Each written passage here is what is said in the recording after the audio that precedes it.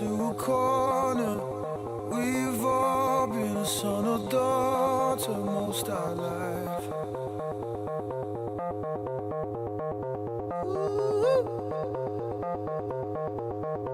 It ain't over, leave a little hope in your eyes.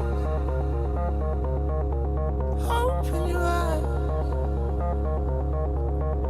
It ain't over, leave a little hope in your eyes. Hope in your eyes. We should be dancing with fire.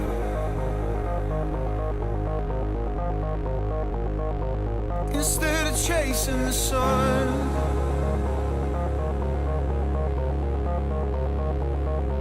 We should be dancing with fire.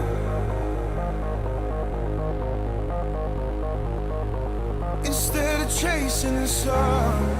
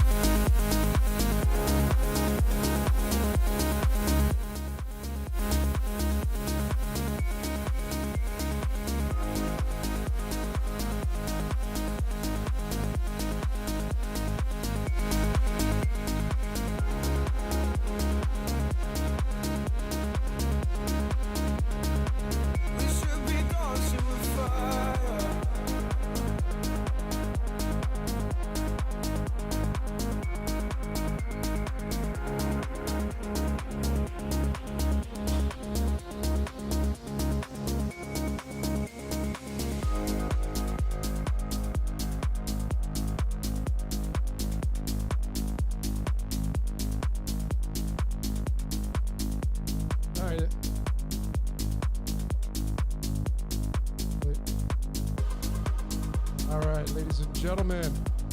How we doing tonight? A little audio It's been a minute, man. So give me a little bit of. All right, so that song I was playing on repeat. That is CamelPhat, and what a beautiful song that is. Wow. I mean, the first time I listened to it, I got chills, and the next time I listened to it, I got chills, and then I played it over and over, and I kept getting chills. So there's that. So, ladies and gentlemen, welcome out to another episode of What's Your Question? My name is Logan, Decode Your Reality. It's great to be back. I was in the United States visiting the great city of San Diego, California. I was in Los Angeles for a little bit. Didn't get to do the meetup I wanted to, but it was really great to be around human beings. I got to come out of my cave and got to be around some amazing people. So it was just really a great time. If you made it out there, thank you for the support. I know Jason from it was so awesome to meet these people finally, and to really meet some amazing decoders. So the energy was amazing. It was great to be on stage and speak in front of a live audience to kind of get the message out there. Jason kind of had to get me off the stage because he's like, "This is not YouTube." It was kind of funny. Yes, I got to meet Campbell from Autodidactic, got to meet Max Egan, got to meet Martin and his girlfriend. His girlfriend, what a powerful, I met some pretty freaking dynamic people, man, at this event. I got to tell you. And, you know, ladies and gentlemen, you're a dynamic individual. You got to know what your code is, though. You know, when I went up on stage, I talked a lot about, you know, living in a predestined script. And I said, nonetheless, it doesn't matter if you're living out a predestined script. The point is the journey. It's enjoying the journey of this reality. That's what it's about. The good, the bad, and the ugly. It's not always roses and skittle bridges and unicorns running around. Sometimes it's tough times. Sometimes it's challenging. Sometimes it's the things that we say, this sucks. This is challenging. This is not fun. It just makes you kind of revel in the areas of life that are so beautiful and blossoming like a fresh flower coming out of the dirt, man. So what's your question number 68, ladies and gentlemen? Did this on the fly. I got a big podcast. Big shout out to Tommy Truthful and Thomas. We're going to be doing a podcast this Saturday on Tommy's channel, Tommy Truthful. So I decided to come on. I'm like, it's Mercury Day. Haven't been on here in a minute, so I figured I'd just do a surprise attack here. What's your question 68? So I'm going to get to as many questions as I can during this broadcast. Today being, you know, the 6 of Diamonds Day. There is the card to my right on the wall. The 6 of Pentacles, right? The 6 of Diamonds. 6 always means the third eye, right? It can match up with the third eye. 6 is Virgo. 6 is the first perfect number in mathematics. 6 is the element carbon on the periodic table. 666, 66, Route 66. It's really interesting when you start to break these numbers down. So big shout out to Tommy Truthful and Thomas. We got a big podcast coming out, as I mentioned, this coming Saturday. Please tune in for that. We're going to be discussing the show on Disney Plus called Loki. They got me watching it. I had no desire to watch anything, and then hey, you want to do Loki? All right, I'll check it out. So I started watching, and I'm on season 2. It's interesting. A lot about that show is about what many of us as decoders have been talking about. That there's a predestined script that you're playing out. And we're all, as in this show, they're saying we're variants, meaning you're the resistance, ladies and gentlemen. You're the disruptor in life. I have said this about my life. Looking back, if you decode your life, like where do you sit in the scheme of life? Like I look at this person who is I've been a disruptor my whole life, an outlaw. The disruptor coming in, making some waves. That's what you do. When you wake up and you start to interact in this reality, you make waves, you make ripples. That's what you do. That's your purpose. Beyond the definitions that you're going to give of, oh, I do this, this is my career. What do you do for a living? Besides that, that's defining it. But just the base fundamentals of what you do in this reality is you create waves. What do you do for a living? I create waves. That's what I do. That's what all of you do. I'm doing it with my voice right now. I'm doing it with my hand. I'm creating a ripple in the atmosphere with my hand. I can do it with pushing the cards. This is creating a ripple. So that's how it looks. Got a new little backdrop here, ladies and gentlemen. Wanted to switch it up from the city backdrop. I got the jaguar over my left-hand shoulder. This is my spirit animal. Ever since I was a little kid, what's your favorite animal? Jaguar. And then I do my totem pole, and my jaguar's in my heart chakra position, which is exactly where I'm living at right now through the age span of my life right now. My totem pole, the jaguar. Card 51 in the medicine deck. 51's tied to the implant in your brain. Okay. So let's get to some of your questions. Going to be looking over here to my right. This is my second screen right here. So I'm going to try to get to as many questions as I can. What's the next? So Kilt is asking, when's the next green box detox? Great way to start off this What's Your Question 68. So I've been implementing a brand new protocol, which I mentioned on my last What's Your Question, which is consuming a ton of watermelon juice or just watermelon. I have been doing this now for almost a month. 3 weeks, almost a month. And I'm going to create something brand new for the Green Box Detox this time around. It will simplify, and this is if, you can join in. It's going to be free for everybody. This is kind of, my gift to help humanity out, a part of it. Cleaning the temple out. Man, let me tell you, this watermelon juice that I'm doing, it's been a big game changer for me personally. And of course, this detox, I don't even know what I'm even going to call it. I got to name it, but it will involve watermelons. So if you can get watermelons where you're at, I know they're seasonal in a lot of the areas of the world. So if you can't get them, then, it may be a little bit challenging for you to partake in that. But I'm just going to throw it out there and see, because I know we're going into wintertime and, it may be a little bit challenging for some of you to get the watermelons. But if you can, I'm going to see how many people are interested in it. And it's very simple, ladies and gentlemen. You get a blender, you throw watermelon in there, you blend it up. It's a puree. You can throw I did some blueberries in there. It's amazing. And then you just drink that. And I do that pretty much all day, and then I have one meal. Whew, man, it's been awesome. It's been amazing. I go to the gym. I go work out just on watermelon juice. My workouts have been dynamite. Tons of energy. Of course, watermelon has a lot of citrulline malate in it, or citrulline, L-citrulline, which promotes blood flow. It's red, right? Any fruit or vegetable that's red is going to pertain to the blood. Beets are good for blood flow. Watermelon. And of course, watermelon, the start of it all was Zeus. The striped fruit is tied to the striped planet. That's how I got started. And then the red pill, Neo and the Matrix, and I started decoding that. I got that red pill decoded. Red pill for the Patreons, and then the red matrix for the YouTube channel here. Big shout out to all you Patreons. All of you members that have joined in to get some content I do not put out on YouTube to support this research. Thank you so very much. Big shout out to all you people here on YouTube. If you've been here, I've been here for a lot of years, and those of you that have been here for a lot of years, thank you so very much. All the love and support is greatly appreciated. It's because of you why I keep going on this. I mean, I didn't have an audience.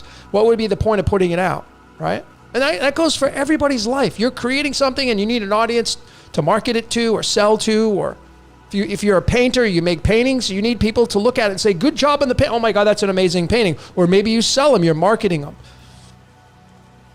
It's all marketing in this reality, ladies and gentlemen. The whole damn thing is all marketing. Everything. So, the watermelon thing's going to go, man. I'm going to give it a whirl. We may have to wait till next year when it comes back into season, but let's see. Let's see how much traction I get of it. But it's amazing. Let me tell you.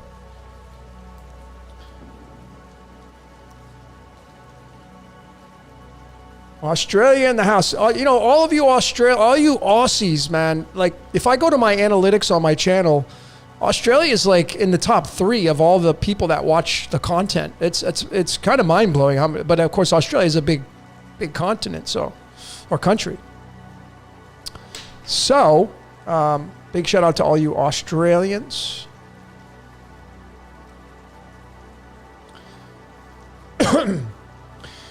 Any vegetables or just juicing from fruits? Well, I just want to do the water. I want to keep it simple. See, I like simplicity.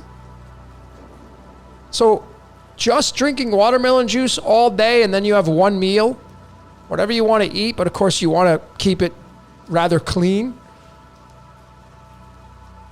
Keeps it simple in life. It allows you to look forward to that meal. Right? I'm telling you right now, ladies and gentlemen, this watermelon thing that I've been doing, man, I'm not even hungry. I have, you know, me personally, I drink these. This is a liter of water. I drink 3 of these of watermelon puree a day. I drink almost a whole watermelon a day. Like 3/4 of it is about what 3 of these will equal.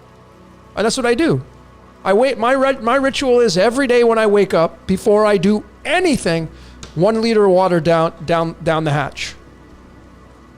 I just guzzle it. I sit here and I go, and I just drink, because you're dehydrated. You haven't drank water in 6 to 8 hours. So you want to hydrate, and then the watermelon juice goes in. And I still get my 3 liters of water a day. So I'm doing 3 liters of watermelon juice, 3 liters of water every day. That's 6 liters of, it's almost a gallon and a half of just liquid. And I know you say, well, it's a lot of sugar. Yeah, but it's just going to burn it off. And it's from the earth. So it's much different. I don't care what anybody says. Well, it's sugar. No, bullshit. No, sugar is not just sugar. When you eat stuff from the earth, your body will recognize that, and it will process it much easier than it will something that's processed or created artificially.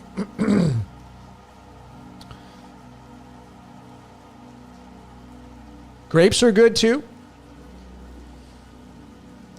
And I just throw I get the watermelon with seeds. I was in LA and San Diego, and I was getting watermelons. They get the seedless ones. I don't really care for those. They had to, those are created, so to speak, like they've been genetically modified, if you will. So here in Mexico, I just throw everything in there, and the seeds, they grind up, and they're a little gritty, but who cares?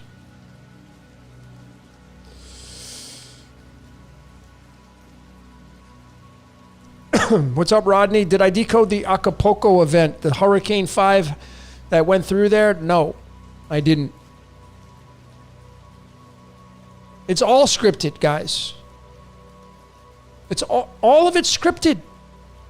I see people say, oh, well, it's these people doing it. No, they're carrying it out. Sure. But their mind is not their own. So when somebody says, oh, they're doing weather modification. Yeah, but their minds are not their own. Who do you think gave them the idea to do that? Voice in their head. You're not in control of that. And then I know a lot of people say, well, I'll just go against it. But that's still your mind telling you to go against it. So you're dominated by your thoughts, folks. See, whatever is the voice in your head, it's using you. We just call it, right? It uses you. Whatever that it is. You can call it God, you can call it Lord, you can call it any title to a deity. Whatever you want. I don't care what you can call it whatever you want. That voice in your head runs and owns your life, and it's using you. Now, people think, oh, that's such a, if you're someone who's like doom and gloom and that's bad, you're looking at it from the angle I ain't looking at it from. I'm looking at it from a blessing, because there's nothing you can do about it. So you might as well surrender and live out your bliss. Live out your great life. We are moving towards, ladies and gentlemen, I'm telling you, we're moving towards a Minority Report, that movie, the book by Philip K. Dick, Tom Cruise, Minority Report. We're moving towards that kind of society. Why? Because we're merging with machine. You're taking astrology, numerology, human design, personality types, Mayan astrology, Enneagram, personality types. You're putting them all into a computer system and you're spitting it out. And now you're able to view the future, pretty much narrow it down by what's going to happen, which is probably already being done now. To run simulations. That's what we're moving towards. If this reality stays the way it stays.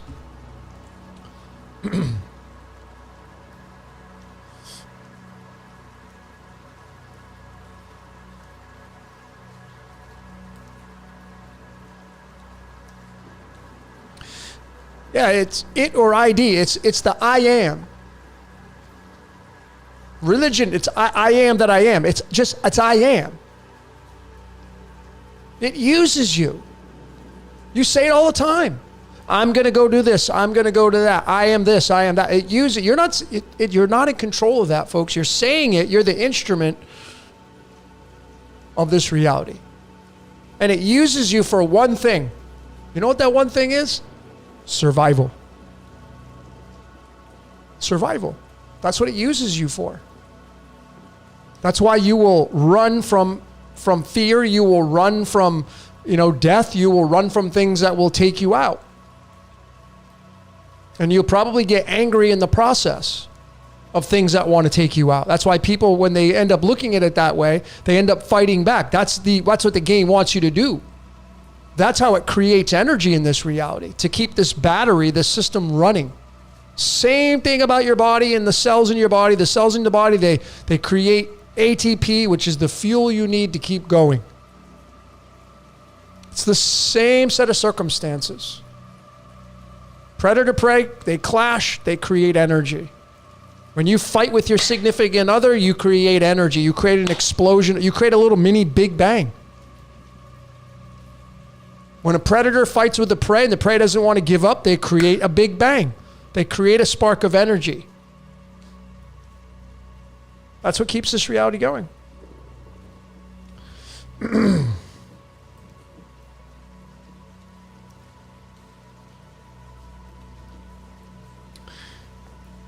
Someone's mentioning the Jesuits.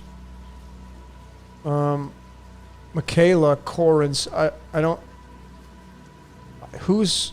know who you're pertaining to. He finds proof of the Jesuits and everything he researches. I'm not sure what you're talking about. Oh, Zach. Oh, okay. Yeah, so the Jesuits are an archetype. They're an archetype, just like the Catholic Church. It's an archetype. All you got to do is start looking at things as archetype. You are an archetype. Your household is an archetype. The church you go to, if you go to a church, is an archetype.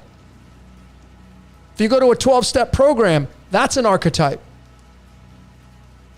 So everything is an archetype in this reality, and they have a job to do. Some people have a higher position than others. Some organizations have more responsibilities than others. Somebody's got to do it. So I showed in my war movie, I showed the astrological chart for the Society of Jesus, September 27th, 1540. And I showed clearly with that astrological map that the Society of Jesus, they are the militants of the church. That's what their job is. You don't have to like it. See, I'm glad I don't have to get that code to sit there and constantly blame and accuse. And I don't do that. So you can blame and accuse anything you want. But it will come down to the Society of Jesus. They're not in control of their minds. They don't get a hall pass. Go watch my MK Ultra Decoded. I showed clearly that the guys who created MK Ultra, their minds were not their own. They had a scripted reality. So if you get mad at those people, you're getting angry at whatever created this game. I know the game's not fair sometimes. I get it. The game's out to get you sometimes. I get that. Gives you challenges that you don't like, things that you don't like. I get that. But then when you stop focusing on the blame, you turn that static off and you focus on the things you love in your life, you focus on the things that you want to make happy in your life and joyous in your life, then you melt away that background static noise. And you have a much more blissful life.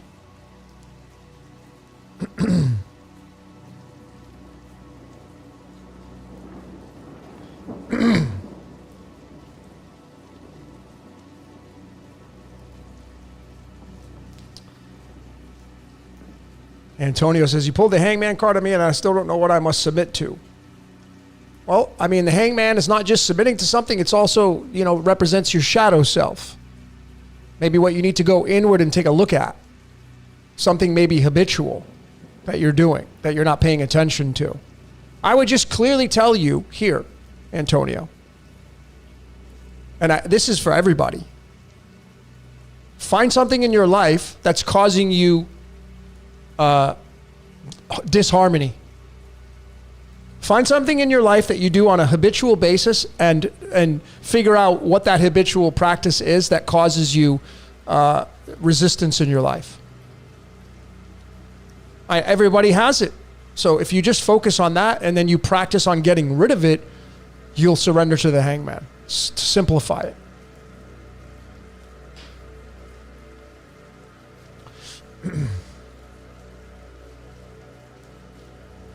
Michael Sislow, that's such an easy way out to say that their mind is not their own. These people kill in the name of.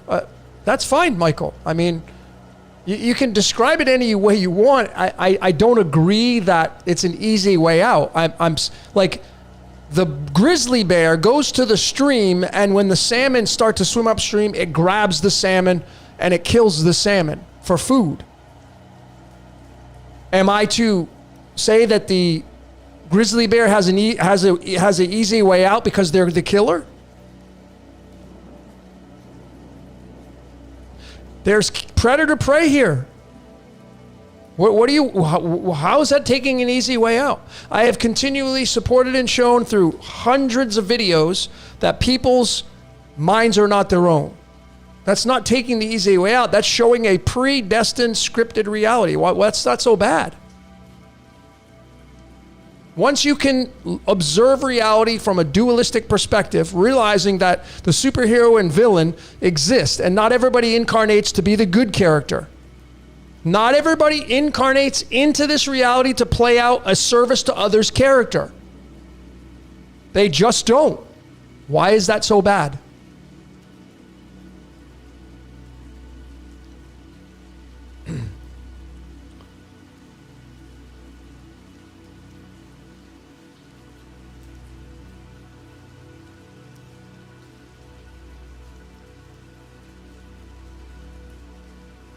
Can I block out the noise of a nuclear winter? Not sure what you mean by that.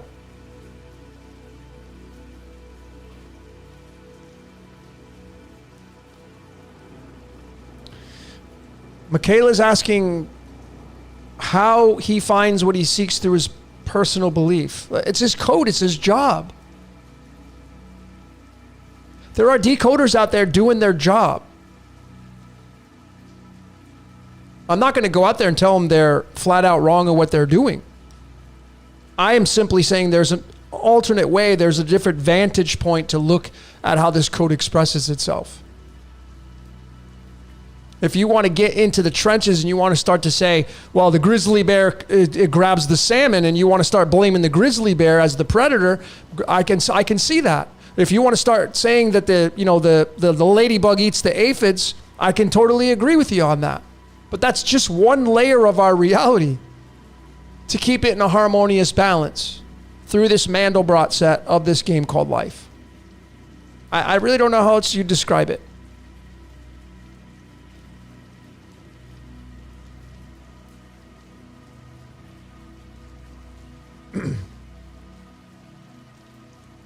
I mean,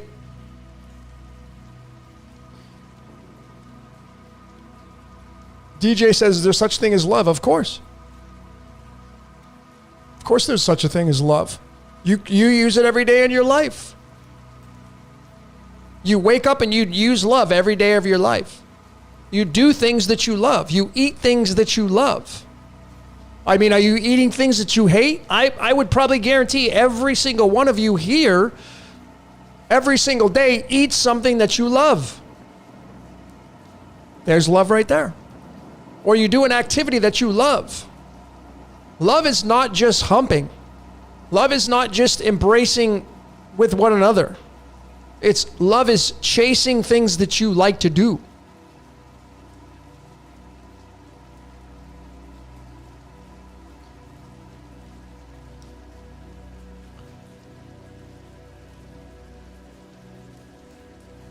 The greatest emotion, in my opinion, is gratitude. Gratitude is the highest frequency of emotion that you can give off. And most people they never use it.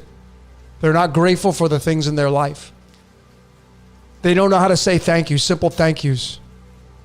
They don't know how to embrace the things in their life that give them things. I get it. But gratitude is the highest form of not only self-love, but everything around you, loving everything around you.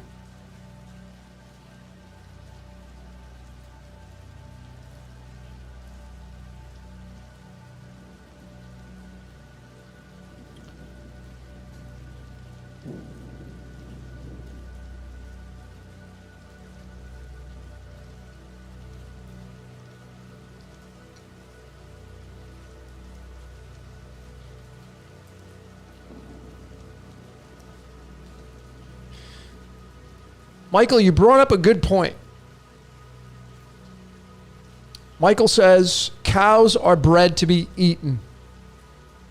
Now, this is something, again, this is my opinion, Michael's opinion. If you are getting triggered by that, that is something that you need to work on in your life. Triggers are something you need to work on in your life. And we all, including myself, have them. When you stop getting triggered by certain things, you've passed the test. I'm going to give something to all of you here that may trigger you. I agree with Michael. I have studied the cow. Up, down, left, sideways. It's a very clumsy animal. Its purpose is to eat grass. That's all it does. If you go study the cow, it just eats and poops and procreates. Makes milk for its young. But the purpose of a cow really, if you look at it, it doesn't really serve a main purpose in life. The main purpose in life that it does serve, when you break it down from predator prey, it was designed to be used as a food source. I know that there's horrific things. I know there's animal cruelty. I understand all that. I'm going to remove that and set it aside for a second. I'm just focusing on what the cow's purpose is in this reality called life. I have used the aspect of aphids and ladybugs and rose bushes as an analogy, a fun one, right? Like the aphids chew on the rose leaves, the rose hates the aphids, and when the ladybug comes in, the rose bush, if it could talk, it would say, oh, ladybug, you are my Jesus Christ. You are my Savior. Come save me from these horrific aphids, these devils that sit on my leaves and chew me to pieces. The ladybug is a stone cold killer, yet necessary because it keeps the aphids off the rose bush. Ladybugs eat aphids. They don't just eat them, folks. They eat them alive.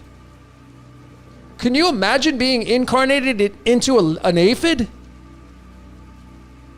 And you get plucked up by a ladybug and it just starts to eat you alive? I wonder how you would compare that to somebody's life like yourself, sitting here and you're complaining and bitching about the things you don't like in life. And it's them, it's their fault. It's the Society of Jesus, their fault. It's the Catholic Church, the Vatican, yeah, it's them. But if you compare it to something else in our reality, such as the aphid being eaten by the ladybug, you would probably look at that and say, well, that's not even a big deal. People don't view this stuff like that. It's going on right now, man. Right now, a bug is eating another bug alive right now, and you don't even know about it because you can't see it, but it's happening.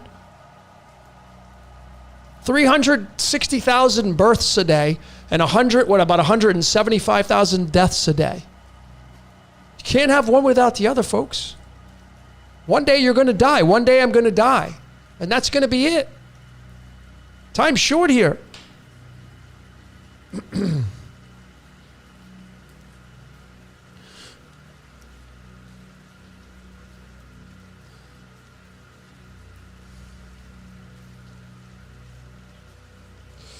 Do I have a DOG? I do not. I have a few strays out here outside that I feed. Cats, dogs, raccoons, badgers, and I do have my little ants that I feed. I watch them. I give to them. They like macadamia nuts. They like pistachios. They like potato chips. Any kind of animal flesh they like, of course. Ants do, because they're omnivorous. Once you start looking at nature, I don't think you'd ever go back to the external things. You'll start to see how this reality truly works. Go study the microcosm of your body. Inside you have ciliates and single-celled organisms, and there's algae and fungi, and it's a whole different world down there in the microcosm. Journey to the Microcosm. Big shout out to that channel on YouTube. Journey to the Microcosm. Amazing. Changed my whole perspective on our reality. Because it's a Mandelbrot set. It's a layer that we can't pay attention to unless you actually focus on it with a microscope. But under that microscope, what you're going to find? Predator prey. Where did any organism sin to get that kind of environment to go off of? You know, I postulated this with religion, like what animal sinned to get born into sin?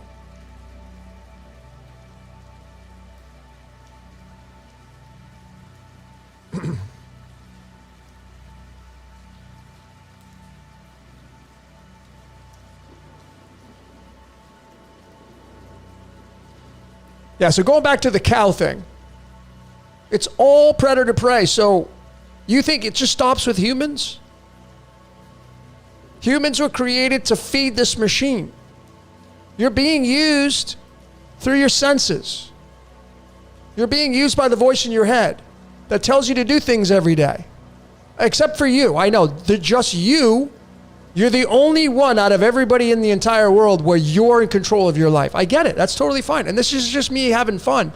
Because I know some of you will refute what I'm telling you. That's totally fine. I'm not going to force it upon you. It's not worth it. We're just having fun here, right? Like these are just my opinions and truths. You don't have to believe them. I recommend being a high skeptic on the things that I say. Go do your own research. Go decode your life. You'll see you live in a predestined, scripted reality. Your life was already written before you got here. Like the great Werner Erhard said, he said, human being was already here before you showed up.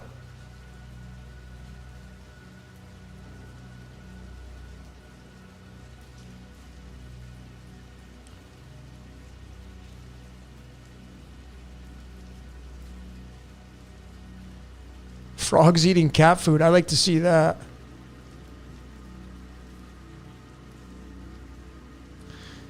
Are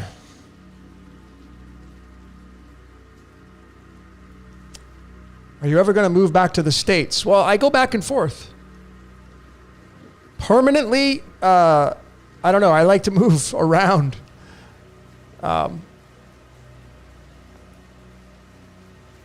But the goal next year, which I told everybody at the Errant Fest in SoCal, is the goal is to go on tour next year and start doing seminars and going around to different cities where all you great decoders are, all you great historians and chronologists, all your fans, like, you know, and start to mingle. And, you know, I have a course coming out on life coding on how to make your life the best possible way, how to do it.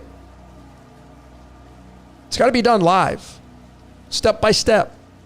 Examples, show you how to do this, to decode yourself, figure out what your strengths and weaknesses are, what you incarnated to become during this reality. That's the fun part about this whole reality. Forget about the predestined script. What did you incarnate for? You got a cosmic blueprint. And when you study it and you realize what you're born to do, nothing else really matters. You don't need to defend your position. You just need to go own it.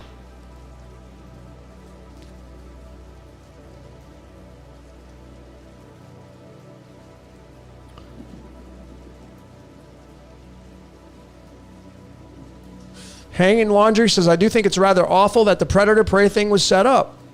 I would encourage you to remove that from your belief system.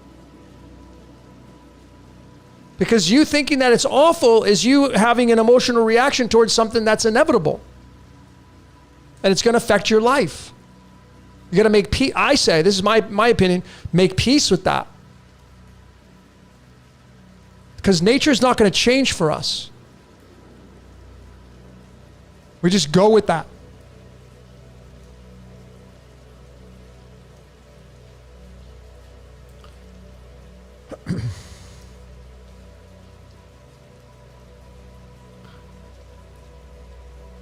Six of Spades. Yeah, Six of Spades is a card of transmutation. It's one of the cards of any six. Six is the last day.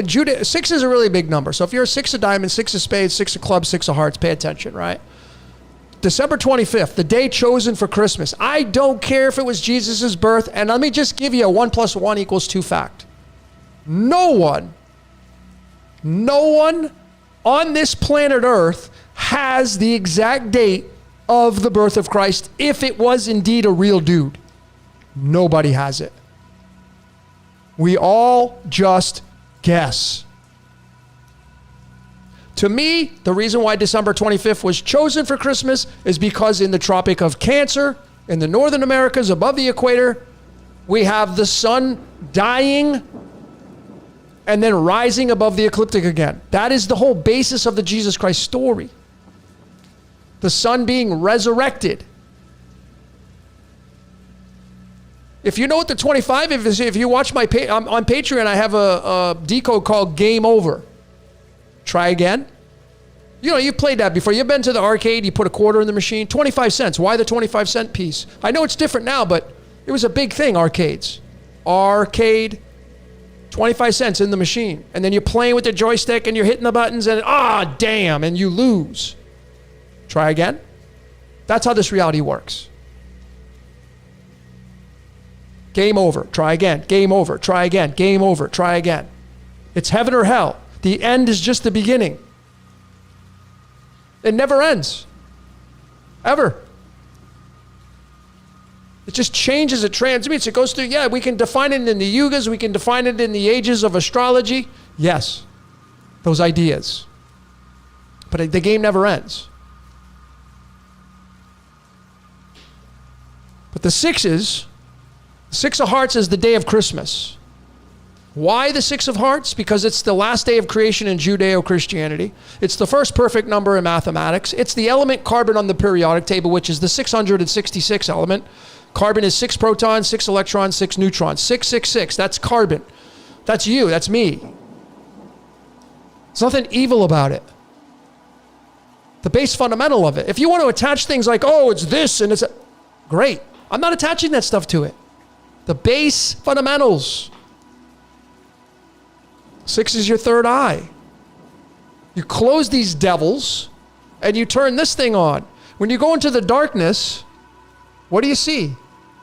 You now have to create the image in your mind. When you open up your eyes, it's easy because there's this, there's that, there's like, But when you close your eyes, you have to go into your imagination. Imagination equals 33 in numerology.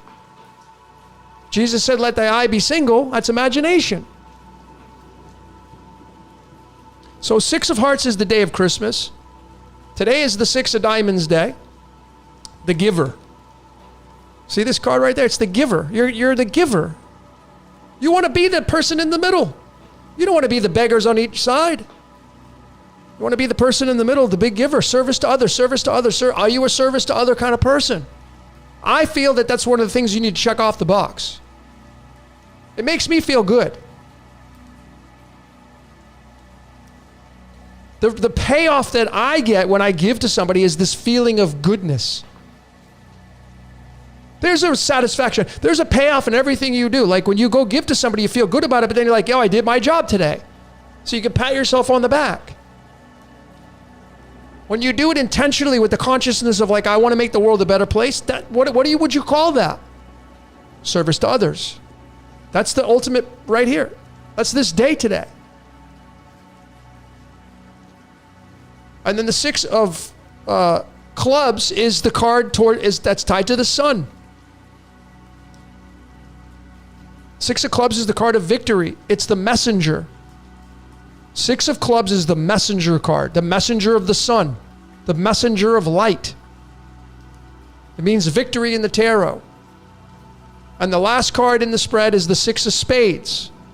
The 6 of spades, as I had showed in a different decode, I can't remember which one it was, but it's tied to Genesis 1 verses 2, where it talks about the Spirit of God moved across the face of the waters. The Spirit. It goes down into someone's avatar and now it becomes you, becomes me. The 6s, that's what the 6 is. If you're born on the 6th, if you're somebody who is born on the 6th, you have an energy of a cosmic mother / cosmic father. By default, you do. By way of the rules of numerology, numbers. If you're born on the 6th, you have some layer of cosmic father, cosmic mother inside of you. You may be somebody who's highly artistic. It's the sign of Virgo. Virgo's the Virgin. It's not only the largest constellation in the Earth sky, but it's tied to the last day of creation. Virgo the Virgin, the Immaculate Conception, Pisces across the way, the 2 fish. Jesus was a fisher of men. See how that story fits in there? 6 is the Lover's card in the tarot. 6th house of astrology is health and wealth, and it's your legacy. It's your masterpiece. 6 means masterpiece. And when you look at the symbol of the 6, it looks like a pregnant woman. That's because it means cosmic mother, cosmic father. That was my long answer for 6.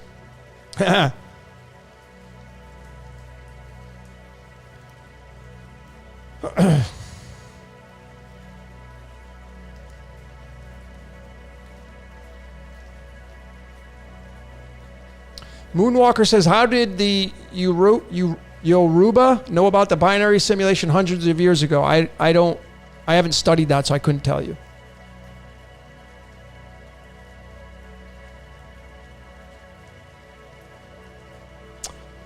Question is, I've always wondered if we die and we move, when we die, we move on to a different simulation, or do we have a choice to stay and come back to this one? I couldn't answer that. I mean, that's a theoretical position. You know, I have a decode coming out. I'll give you a little sneak peek. I got a few sneak peeks I got coming out. Let me show you. Whoops. Because it contains the question you're asking about. Let me just pull this sucker up.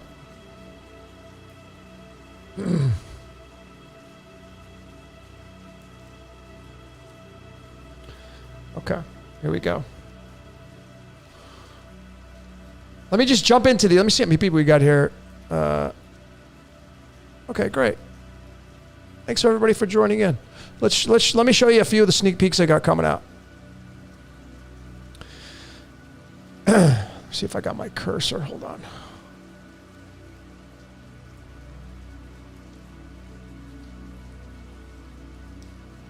Okay, so I got this coming out. Vampire. The world is a vampire. I can't sing that great, but you know that song. I did a decode on it with that song. Bullets and butterflies. Vampire. Scary word. Well, here's a big clue, folks. You're the vampire. It's you. See, it's a Mandelbrot set. So you're being fed off of, but then you feed off of things. You are a parasite. I know, not you though. Everybody else. What is the definition of a parasite? It needs a host. The vampire needs a host to feed off of. And that's all of us. You feed off of Earth. Earth is your host. You're the parasite, and you're being parasited by the voice in your head. This is a big part of it, the thalamus. This is the all-seeing eye in your brain, right there. The golden egg. Yes, the pineal gland is in there as well. But here is the original etymology of thalamus in the Greek spelling. Clearly you can see how embedded it is with the English. They're both 27. The word heaven equals the number 27. Where's heaven? In the thalamus. It's in your brain. That's why you have the 33 steps. You get Golgotha, you get crucified, and you reach enlightenment. When you look at the number 27 in the string of pi and phi, these great mathematical equations, how big these are, and you add up all these digits where the 27 is found, you get 389. You know what's so special about this, folks? It's a prime number. It's a freaking prime number. 77. What is 77 through alchemy? Iridium. And you know what iridium is, folks? It's your eyes. It's these that match up with these. Light enters the eyes. This controls the senses, amongst so many other things. This is how mathematics is so beautiful when it's tied to numerology and alchemy. It's just undeniable, ladies and gentlemen. So there you go. Vampire. Vampires, you can imagine, because vampire is 27. I didn't show that, but vampire is 27. There's heaven, right? There's heaven. And all these slides, but there you go. Vampire, heaven, thalamus. You're the vampire. And you feed off people. Energetically, physically. It's just one big used show. We all use one another. I know some of you can get offended by that.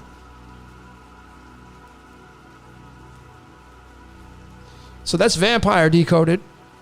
Then I got this one coming out. Oh boy. Jesus. Jesus decoded. So let me show you a few slides from this. So, you know, I mean, there's a big say in maybe Jesus came from the church. Did the church invent the Christ? Well, they go hand in hand. There's no doubt about that. We then have to decide, well, which is it though, right? So you can see this is Francis Bacon. I've named it Latin because that's what it is. Latin is in all capital letters. The Catholic Church uses all capital letters throughout the entire basilicas and the Vatican City. It's all capital letters.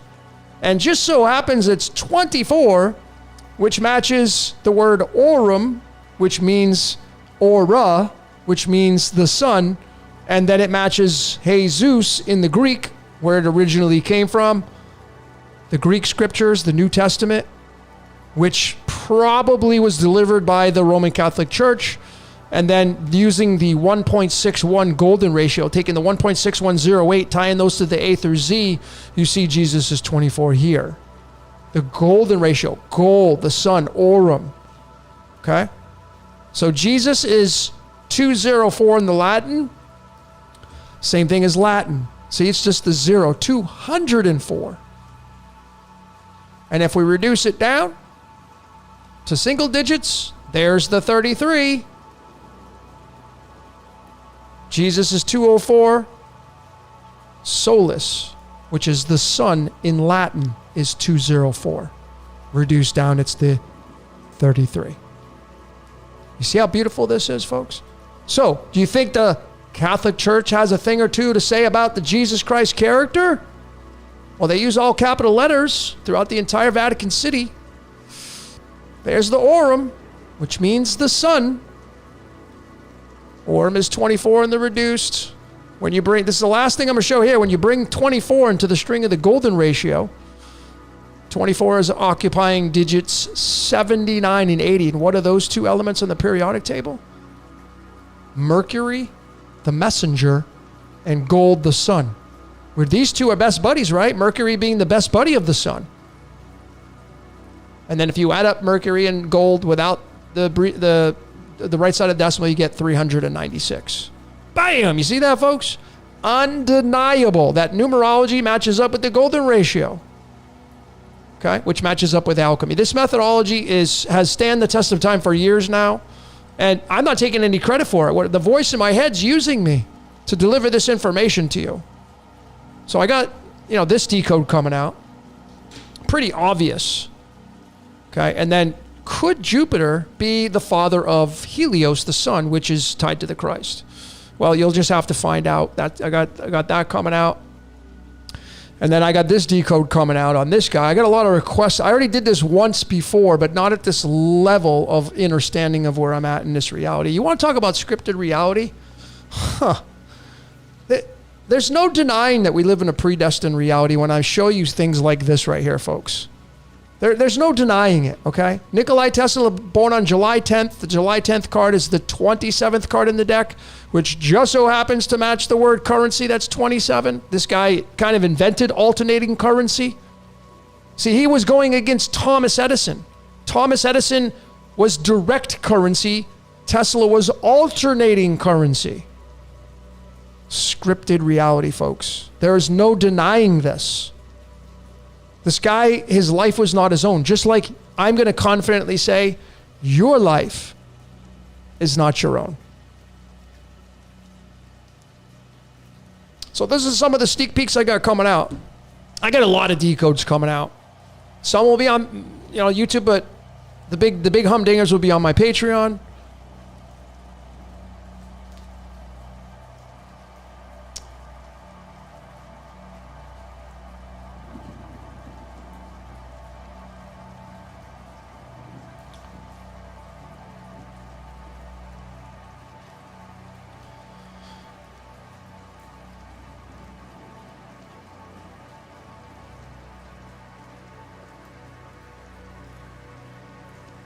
So someone says, every day I suffer, cry for the pain and suffering of others. I get that, folks. Some of you are empaths. Some of you have no choice. Some of you are telekinetically connecting to people. You're feeling it. That's just what your job is. So I didn't get that code. I don't even know what that feels like. So I can confidently say, I don't know what you're feeling. I can imagine it to some degree, but I don't know what that feels like. You have to actually, that's something you have to experience.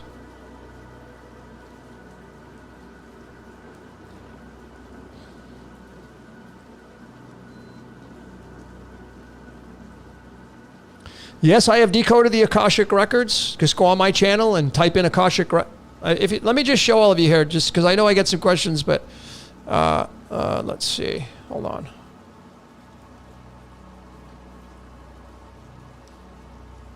If you go to my channel here,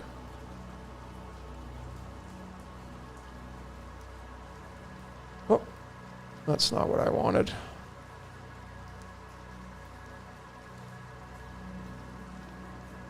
This. If you go to my channel right here and you come here and you click on this magnifying glass right here, bam, okay, and you type in any of the keyword like Akashic, okay, there it is. I did this is my friend Tien. She reads Akashic records. And then I did the decode straight up on it 2 months ago. Any video. I got over almost 500 videos, 469 videos. So there's a lot of the topics that you, ladies and gentlemen, are asking about. It's probably in here, the big ones. I have a lot of decodes. All of you should watch this greatest show on earth. Like, these are some that is like, I would be mandatory. Control Room, Human Battery. These are like, these should be mandatory to watch. Sex Decoded, 4 Decoded, Pineal 2 Decoded, Crypto Kingdom Part 1 and Part 2.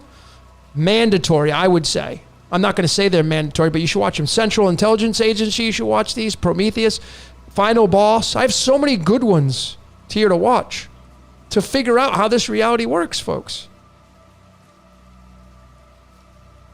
The patterns continually keep coming up the same, and that is we live inside of a predestined reality.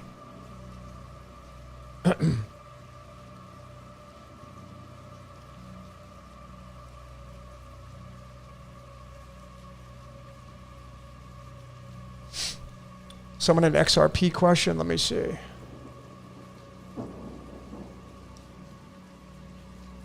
How about Biden being used? It's even if it's the real dude. I mean, who knows? I don't really pay attention to the mainstream too much.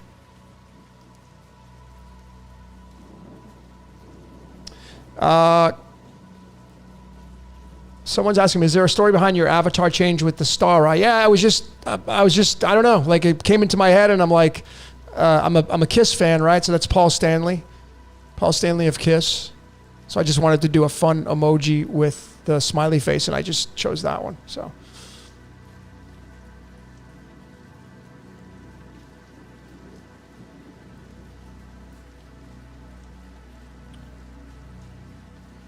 Let's see. Someone asked me about something XRP.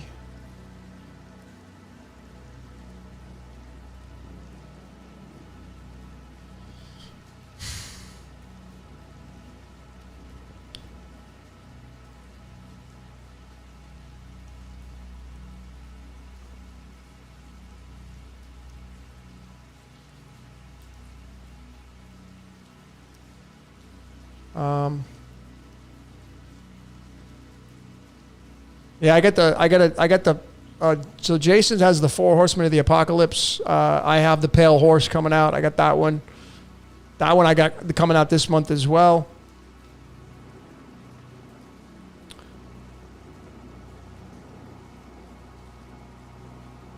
I'm looking for this XRP question. I don't know. If you're still here, can you just plop the question in there? I'm not sure what the XRP question was.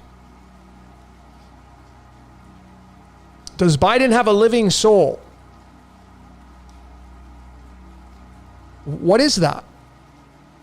What's an empty shell? If you got to sit down with Joe Biden right now and take his blood pressure, do you think you'd get a blood pressure? Would you get a systolic measurement? If you drew blood out of him, would blood come out? And then if you put that under in a laboratory, would you get the markings of red blood cell count, white blood cell count, levels? Would you get that? If you cut him, would he bleed? Something's running through that guy. So then, again, is he a human being? I guess we'll never know. So you can speculate all you want on shapeshifters, but I'm not saying they're wrong. I definitely think that there's something up with our reality that we just don't know and see, but we just don't know, folks. Just chalk it up to that. Like, big question mark. And to be honest with you, I don't care. Don't care. It's a shit show. It's a joke. It's the worst it's ever been. You could think about it. If you just look at politics, which I don't even follow anymore, but like that's what's running the country? What? It's a joke. Would you that has no politics in your blood, like you don't have any education on politics, none, zilch or zero, would you let that guy run your company? The answer would be no, probably, right? So then why is it you're having high-level people that are supposed to be running the world and helping the world out. They're letting that guy run the world? Folks, it's a freaking joke. Why do you pay attention to it? I hope all of you here have turned that static off. Because that static that's a vampire. Like you. And it wants your energy. Doesn't get my energy anymore.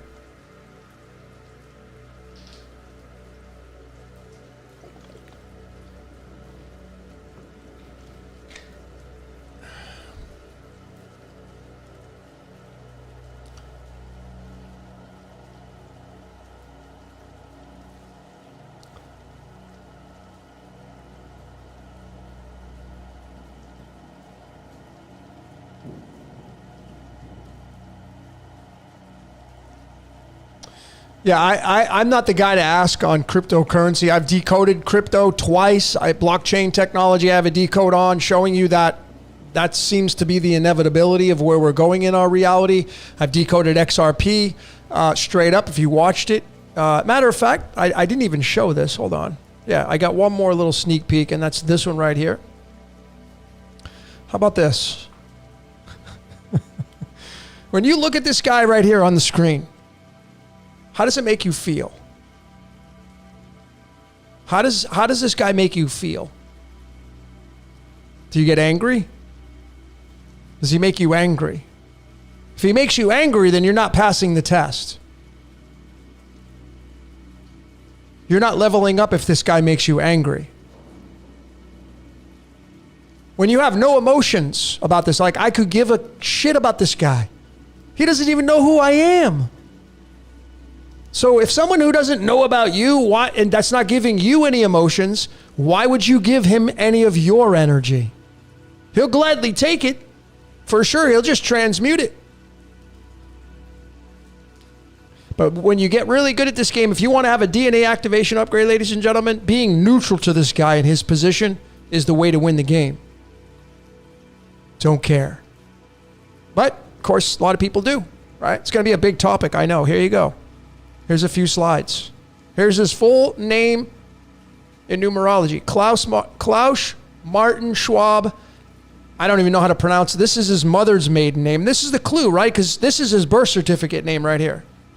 But when you add on the mother's maiden name, that's where you get the big clues. The big clues. And what's the 92? Yep. This is heaven right here, folks. This is sky. Which is why I had my crypto kingdom. Okay? That's why when people say, well, oh, Jesus is going to come save the world. Okay. There you go. There's the connection to Uranus. Not once, but twice. 84. Orbital period of Uranus, 84 years. His name is uranium. What do you think's using his mind, folks? What is the ruler of the age of Aquarius? Uranus. What are we moving into? Uranus. Okay? Right there. Luke 22 verses 10. This is Jesus talking. Follow the man with bearing a pitcher of water. Aquarius. The house of Aquarius, ruled by Uranus. Okay? Doesn't get any more crystal clear than that, ladies and gentlemen. So now you know. So when you look at this guy, and you have no emotional attachment, and you have no opinion on this guy, congratulations. You've passed the test, if there is such a thing. But if you get angry, if you get mad, if you talk shit about this guy, you haven't passed the test. You're just as bad as this guy that you're blaming, who's the shitstorm in the world. You're not any different than that when you're judging this guy. So when you stop judging, okay, and you realize this dude has a job to do. You may not like the job. I get it. I get that. But judging him makes you know better. It makes you know better, folks. That's my final answer. And you may not like me for that. Because I know you just got to, some of you have to run out and go fight the system. That's what you have, so much anger inside of you. What's that going to get you? You're not going to win any prizes for it. I'll tell you that right now. So nobody's going to send you any presents to your door for getting angry at these organizations and these people. See, when you can become neutral to that, knowing that it's just like going to yell at the sun, telling the sun to move. The sun ain't going to move for you.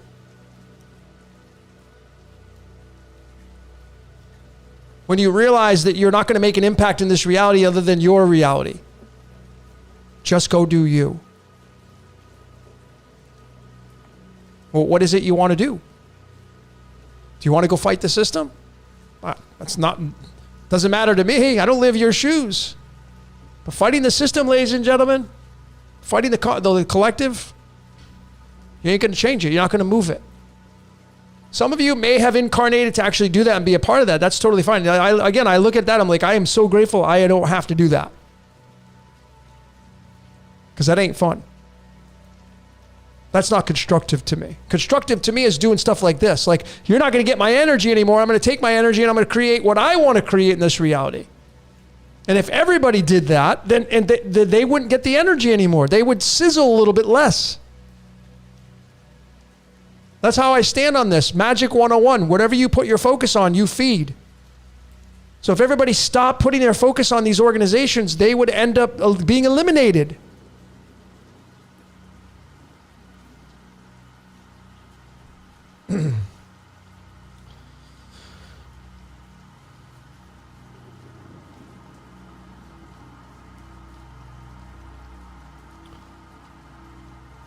Knowledge is asking about the planets.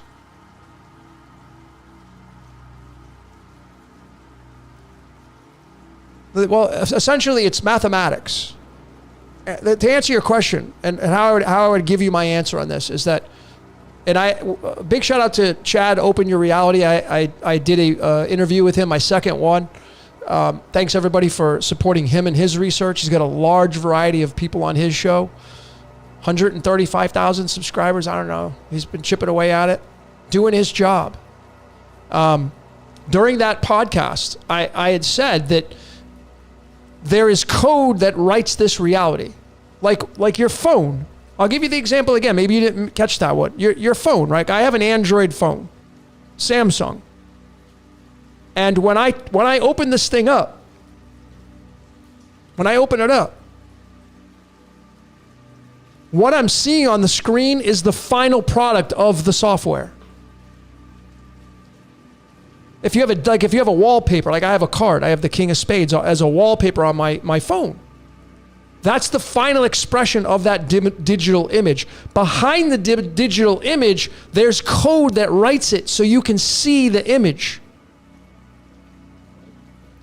The next time you get into your car and drive it, behind the solidification of the car is code. Mathematics, numbers, equations, formulas that write the physicality of the car. So someone that writes code, HTML code, to deliver to you software so you can use your operating system, right now, YouTube. Big shout out to YouTube, right? Because we're using their system to broadcast this transmission through. So I'm grateful. Behind their software, there's a code that's written. In order for me to transmit my voice and my face on the screen, and what you're seeing here in my little living room, that's the final product of the code. So going to anything that you can measure through magical spells of saying, oh, it's Saturn, it's Uranus. You saying that, you end up attributing the code that's attached to it. And you make it stronger, make it bigger, make it stronger, make it bigger. It's the same with everything, folks. Grass is green. The final product of the grass being green, there's a code behind it written. Just like computer code written for a software to operate.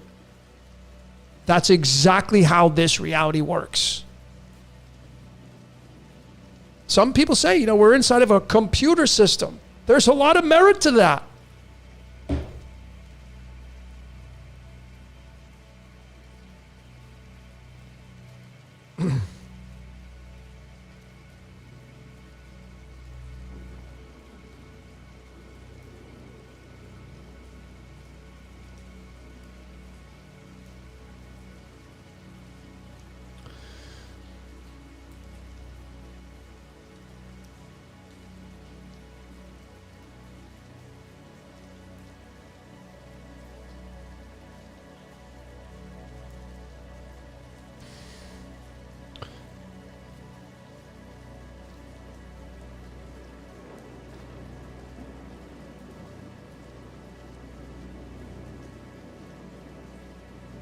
Anger versus frustration.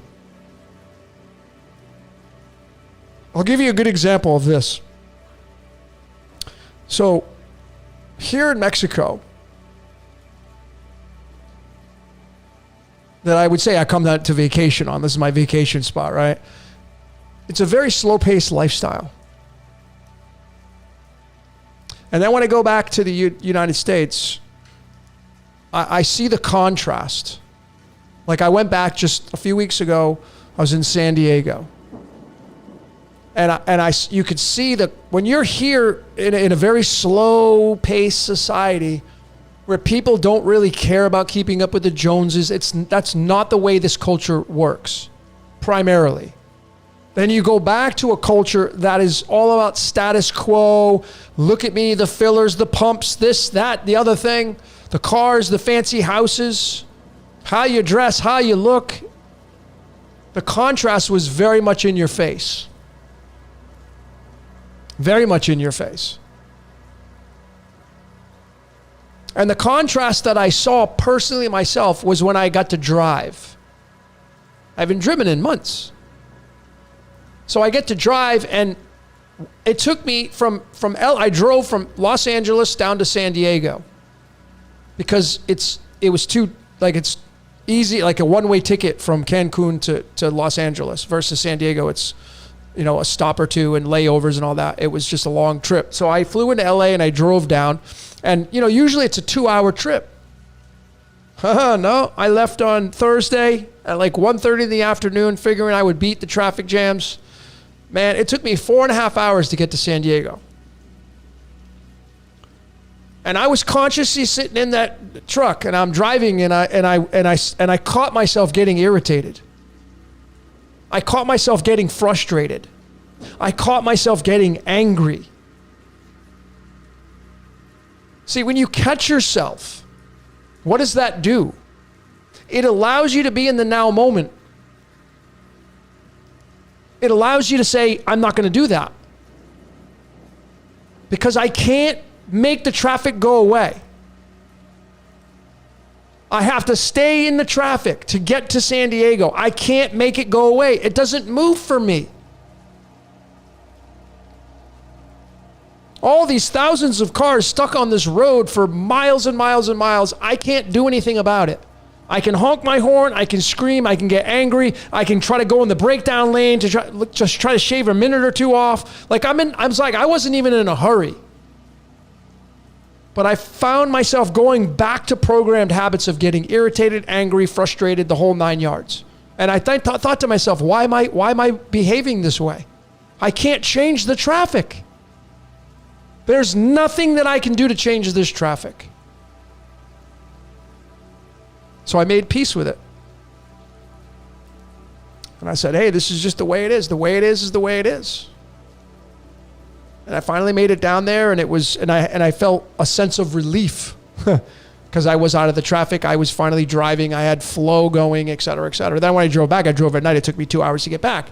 But nonetheless, the point is, ladies and gentlemen, is when you can see the contrast in your life and decide that you're going to stay in a layer of your heart space and neutrality and not engage in that. Like, oh my God, why is this traffic not moving?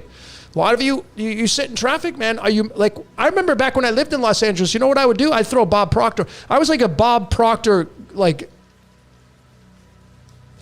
fanatic back in the day. I stopped listening to music. I put on Born Rich over and over and over. I didn't care if I was in traffic. I'd just throw Bob Proctor and I'd be sitting there making the most of my time, listening, educating.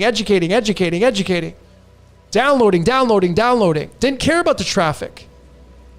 But then again, like I said, I haven't been in traffic in months. I go back there and instantly and automatically my habitual programming went back to how I was: frustration, anger, irritability, etc. It's when you catch yourself and say, I'm not doing that because I can't move the traffic. So you either avoid it, which I did. I said, I'm going to strategically leave at 10 o'clock at night and I'm going to go and take 2 hours. It took me 2 hours to get back. I strategically chose that. Now, is that free will? Maybe. Maybe I chose the free will was saying, I'm going to leave at 10 p.m. on Sunday night to avoid the traffic. And I did. Is that free will?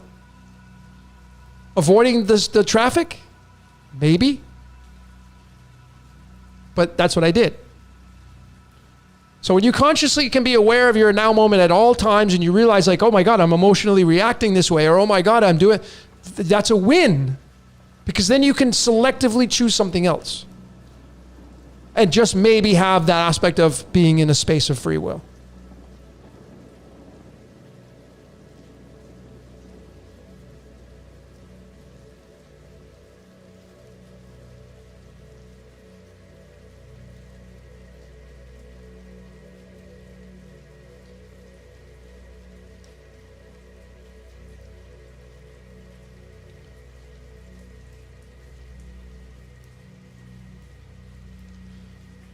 What's up, Roland? Yeah, Roland says, people are just attached to the emotions. It took me a long while to relax. Especially if you live in California. It's like a traffic jam constantly there. Like I said, I caught myself like just going back to like, oh my God, I used to do this all the time, getting frustrated. Wait, what's going on? Till I relinquished that and let it go. You can't move the traffic.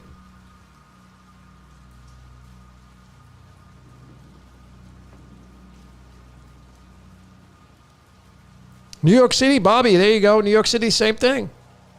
And wherever you're at in the world, if you have a lot of traffic, you can't do anything about it other than maybe strategically choosing a different route. I mean, it was like AI was sitting, I had my navigation on my phone on, and AI was like, oh, do you want to save, there's a new route, do you want to save, this will save you 5 minutes. And you either hit yes or decline it. And does it really save you that? I hit yes one time, it didn't save me any time at all.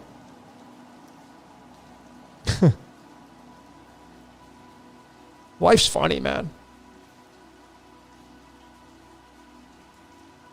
Yeah, Rama says driving in LA is a master level yoga training for sure.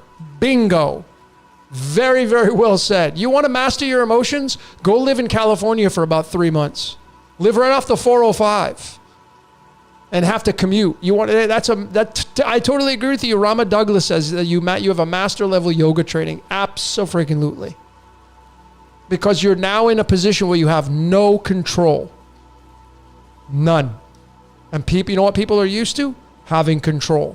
That's why you get angry at these organizations that they're because you feel like you're losing control. Nobody likes to lose control. Everybody here wants to be in control.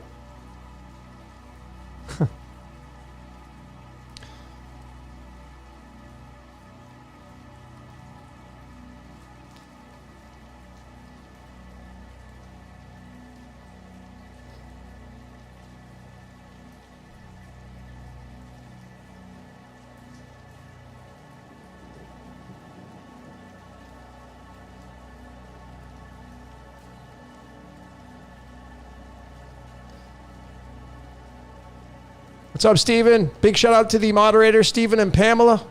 Sorry, sometimes I forget to give you guys thanks because you guys have always been here with the wrenches. 99% of the time you both are here, and I appreciate you both. So Pamela and Steven, thank you so very much.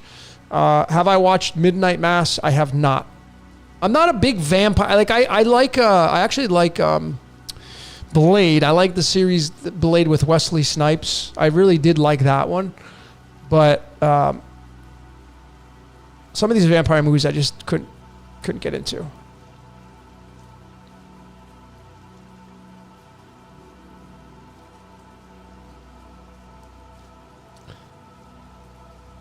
The Snails is asking me about predestination. Here's my simple answer for you.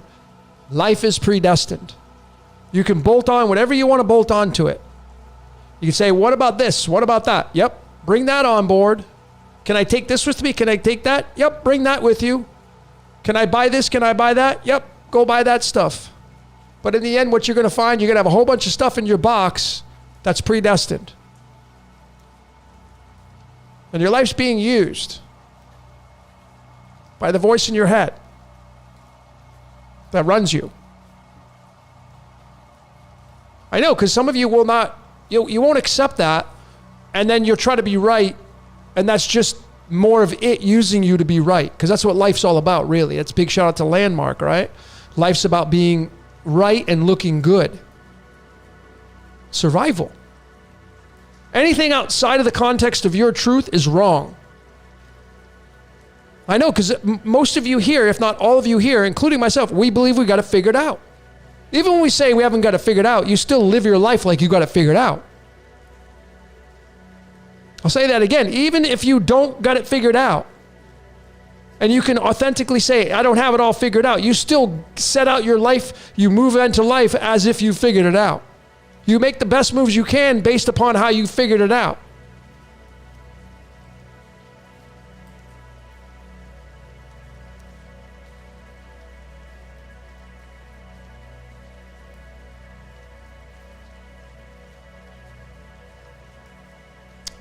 What are my thoughts on rights, property, and freedom?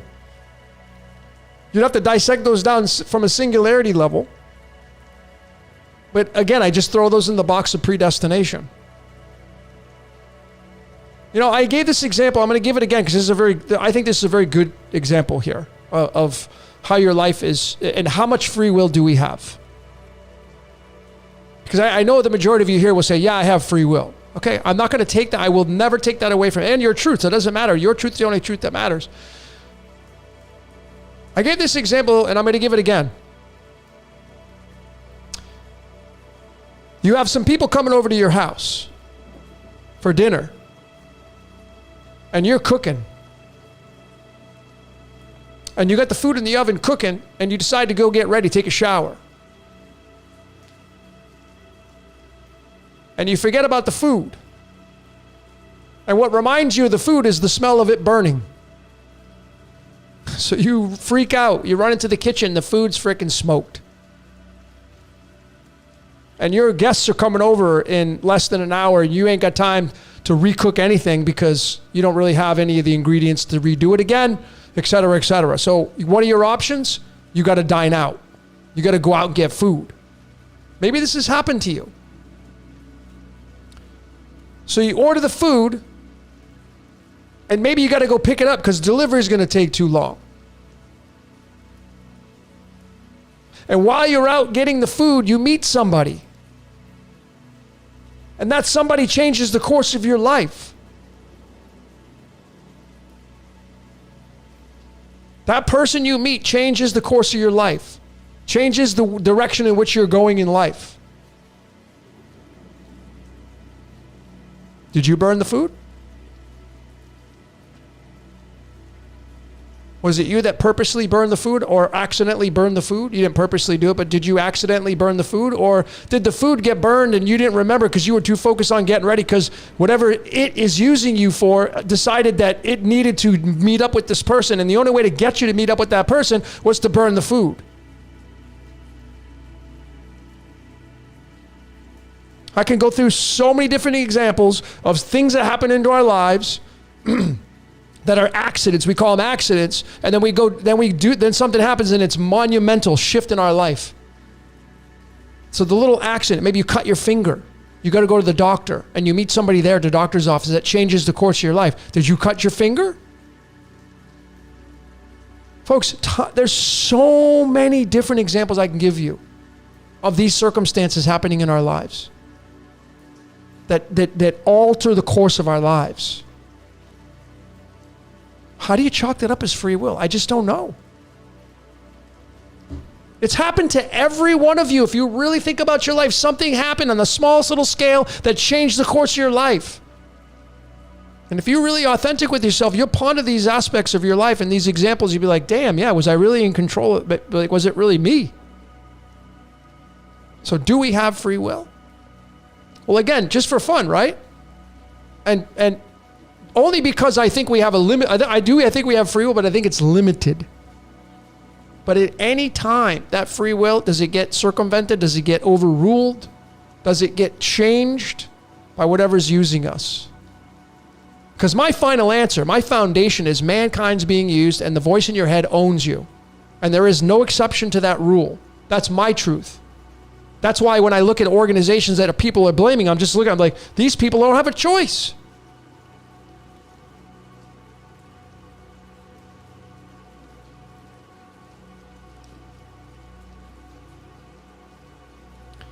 That's the biggest question of all. Is it predestined by whom and why? That's theoretical. I mean, we can go philosophical on that. Yeah. What does choose the predestination? And why does it choose the predestination?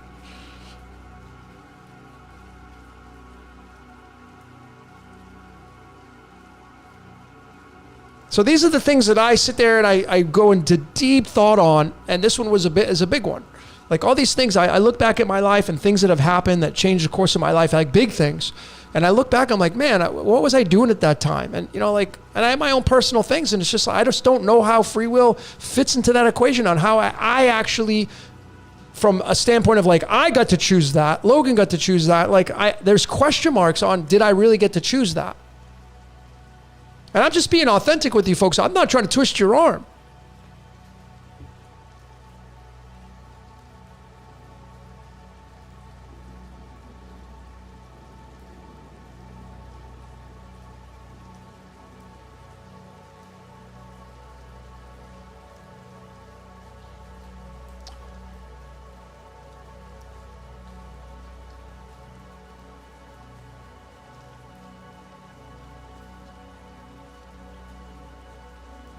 Maybe there is no why, Brian says. Brian Donovan, maybe there is no why.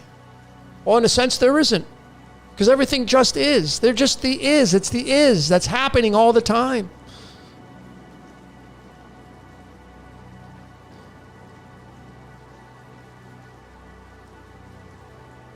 You know, there's all I've had, you can only imagine how many people I've had come to me wanting to share their stories or have shared their stories, countless emails, phone messages, you know, and it's like, I wish I could get all these people in a room to discuss these theories. I had a dream. I had an out-of-body experience. I had this ayahuasca experience. I had this bufo experience. I had this mushroom trip experience. I smoked this weed and I had this experience. Or I just had this, you know, out-of-body experience. I had this near-death experience. All these experiences people have. And they're going to vary across the boards. The thing about it is, ladies and gentlemen, as I have said, it's like, where do you tell the story? Where, like when somebody says, I had an out-of-body experience, where do you tell that story? Right here, in this reality. Not out of you're not an out-of-body and telling somebody, hey, I'm out-of-body right now, I'm having this experience, let me tell you about it. No, once you finish with the out-of-body experience, you come back into this reality and then you tell the story. You're plugged into this reality right now. Yep, okay, great. I can definitely appreciate when somebody says I had a near-death experience and I saw God, or I talked to Jesus, or I talked to Mohammed, or whatever. But you're telling it in this reality. Doesn't that mean anything? You've got to tell it in this three-dimensional space. I think it's fun to talk about past life, do past life regression. I think it's fun to figure out who you were in a past life. I bet, though, if you were to take a whole bunch of people that do past life regression, I bet each and every story that you get from each and every practitioner is going to be different. I bet my life on it.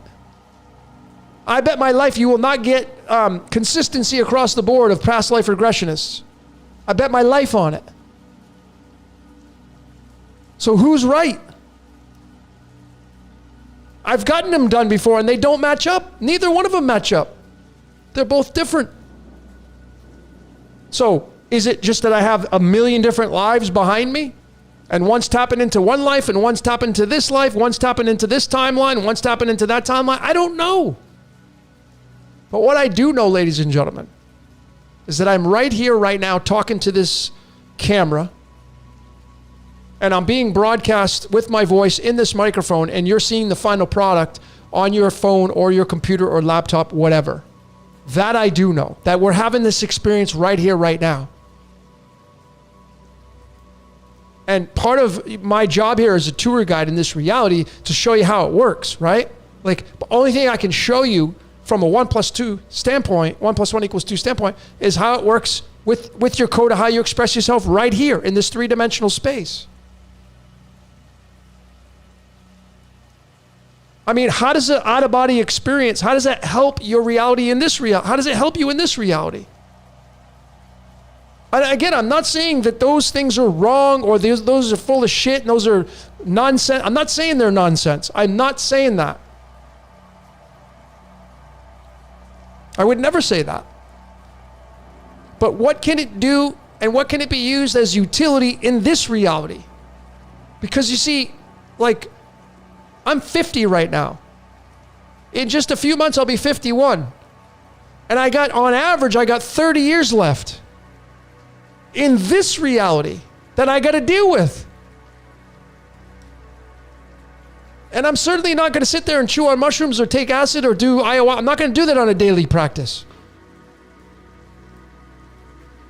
I'm going to be in my mind right here, right now, consciously aware of what's going on, trying to strategically make plans and things in my life to make it the best layer of my life that I possibly can for the next 30 years that I have on average. If I lived longer than that, great.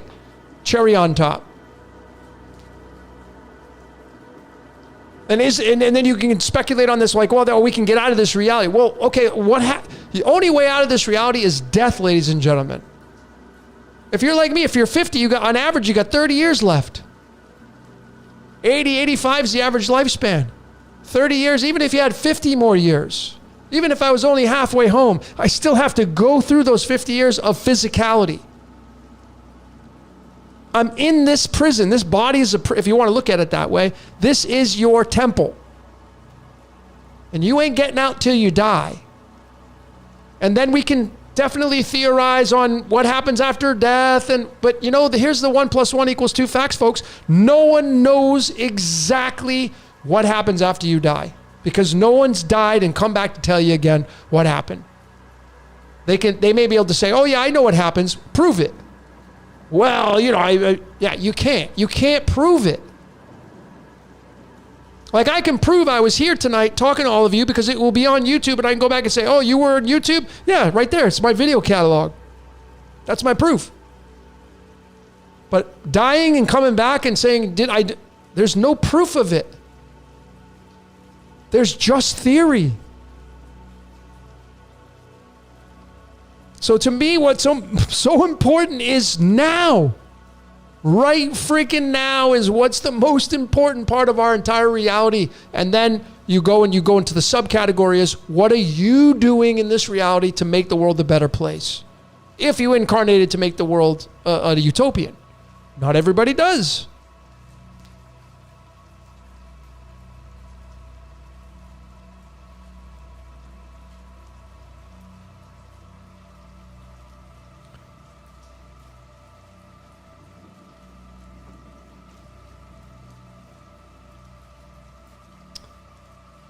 I got really passionate about that one. Thanks for sticking with me on that long rant.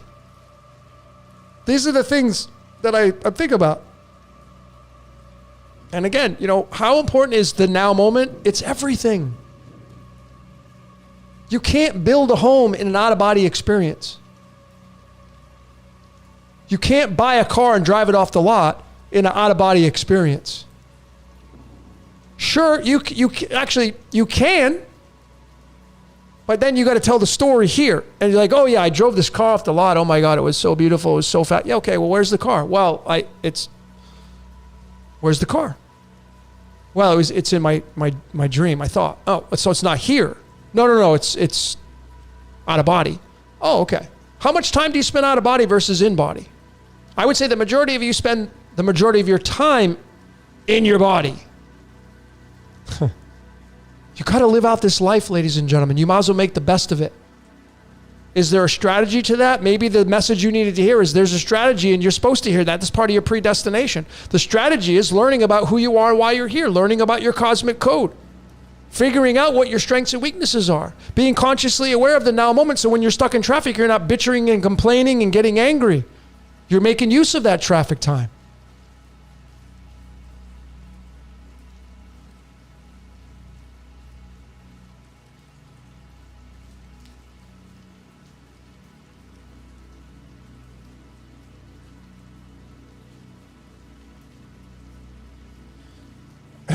The snail says there are proofs of near-death experiences.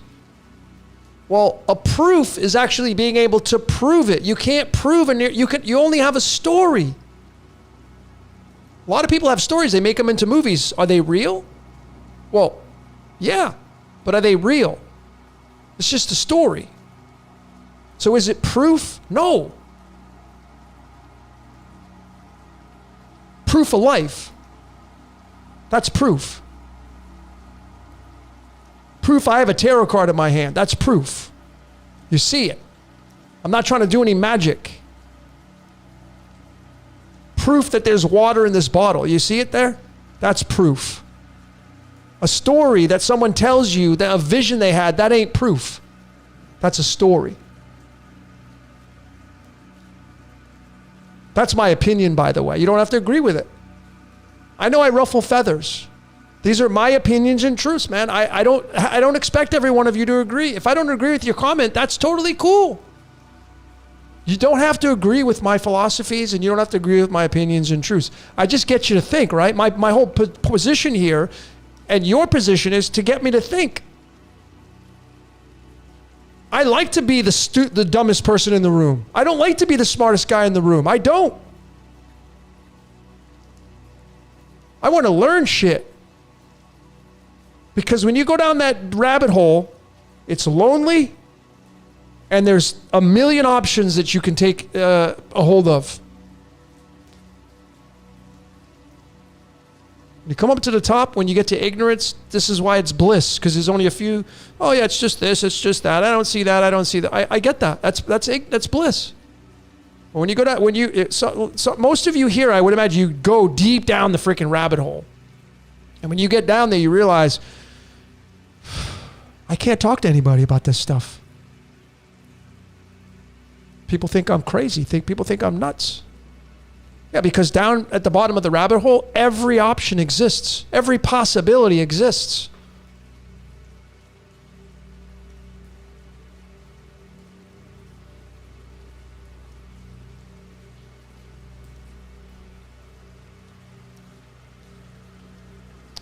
Claire Louise says, what if clinically dead for 90 seconds then revived? I've never had that happen to me, so I don't know.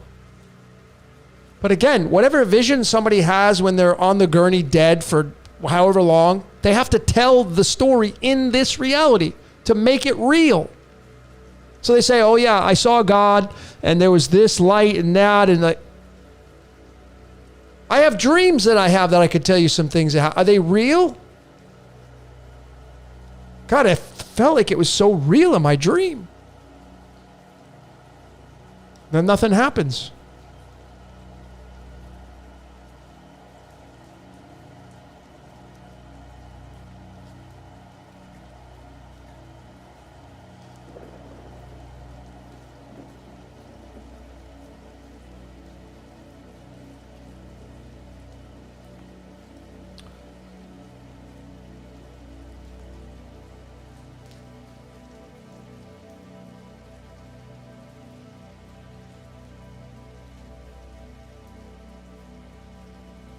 Going through your questions here. Thanks everybody for joining in tonight. Another fun one.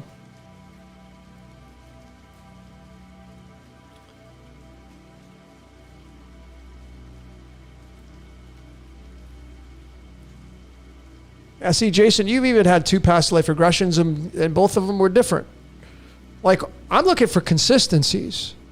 I mean, stories are great. Don't get me wrong. Like, I know, look at you do. I know how it is with some of these past life regressions. Like, yeah, I was this king or queen in Egypt. You hear this a lot.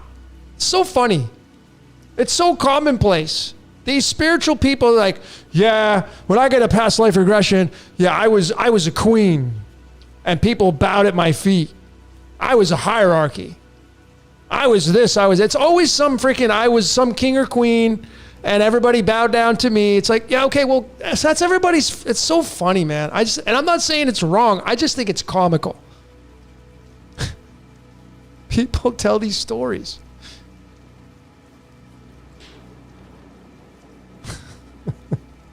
I just think it's funny, man. Oh, man. Same with people that say that they're Jesus. I've got, and not only that, but you can imagine like the emails I get, right? And I love getting the emails. I don't get to reply to everybody's email, but I get to hear, I've had a lot of people over the years come to me telling me they know exactly how this reality works. They swear by it. They know exactly what's going to happen. They're going to save the world, or they're part of that. And it's like, still here. Today's, November 1st, 2023, still here. It's just, the human being experience is the most comical thing in the world, man. The God is having its fun with our reality. I guess if you've lived through eternal lifetimes, you'd have to be not just a comedian, but you'd be like a butcher, right? You've lived through every reality. It's just so funny. Oh, man.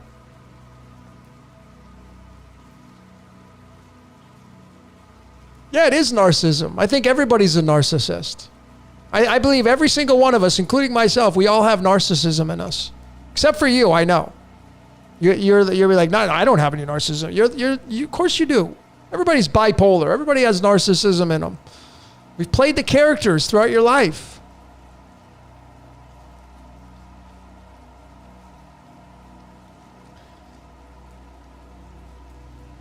I think I was a rock in the ocean. Claire says that's a good one.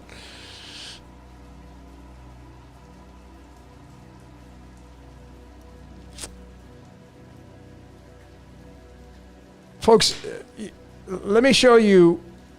I'm working on some material here.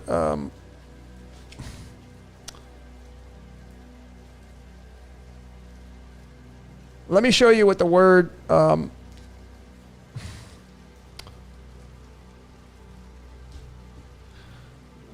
superhero and villain. Superhero and villain. You can't have a superhero unless you have a villain. Would you agree with me on that? Because in a story, you need a beginning and an end. A superhero and a villain. So the word superhero in numerology is the number 43.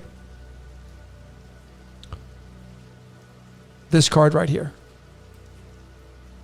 Now let me show you what that looks like in the tarot. To show you how ridiculously scripted this reality is. How fun it is. It's fun. Right? It's a fun reality. By the way, Hugo Weaving's birth card. Does anybody know who Hugo Weaving is? How about Mr. Smith? So let me get the tarot card to get you the picture. Superhero. 4 swords. This card right here is tied to Xenon. Xenon. Villain is 20 in numerology, which is this card right here. Now, if you're either one of these cards, you don't like, oh my God, because you'd be like, I'm not a villain. This is an example. What do you see here?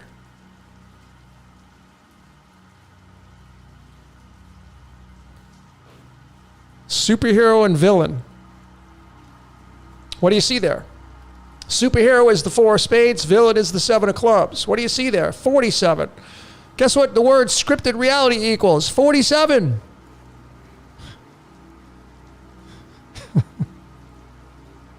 Here's the villain right here. Defending what matters.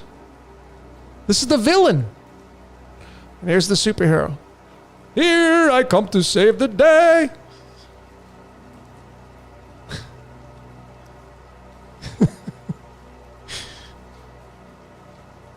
You can't have one without the other. You can't. Not in this duality, you can't. It would have to change in a big way.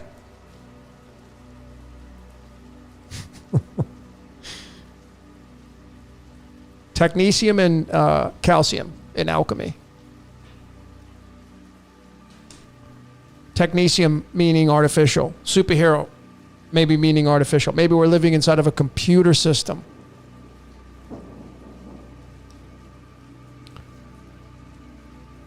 Superhero is sleeping. Yes. Because we may be living in a dream.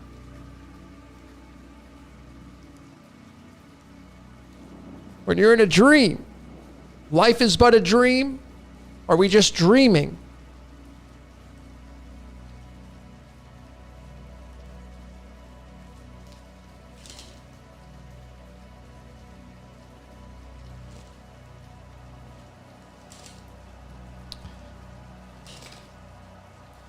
Revelation 21 verses 1, you mean, not 22. So let me show you what that looks like in the cards. Oh, damn, one of my cards got bent. Let me show you what Revelation 21 verses 1 looks like. You guys ready for this? In the tarot now, the devil tarot. The demon cards that a lot of people think they're from the devil.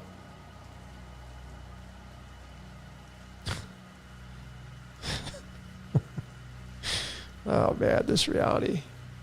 Revelation, if you want to go look it up, Actually, I'm going to pull it up on the screen. Let me show you. Hang on. Hang on a sec, folks. Let me get these cards I can't seem to find. Oh, there's that. Revelation 21 verses 1. If anybody gets it right now, put it up in the text box. And I'll show you the numerology of it.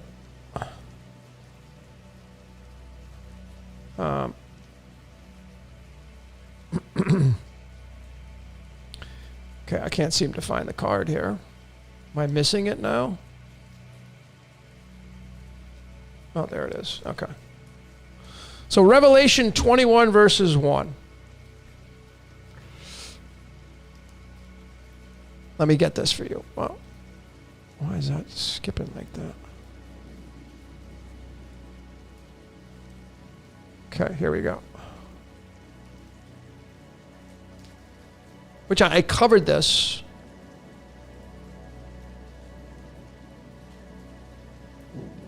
There you go. Revelation 21 verses 1. New heaven, new earth. No more sea. What does this mean? How about the Holy See?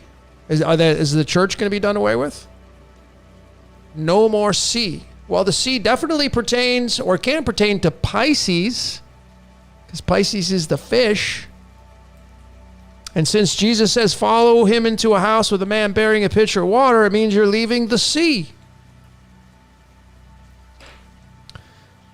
But that's Revelation 21 verses 1. And Revelation in numerology equals the number 39. 39th card.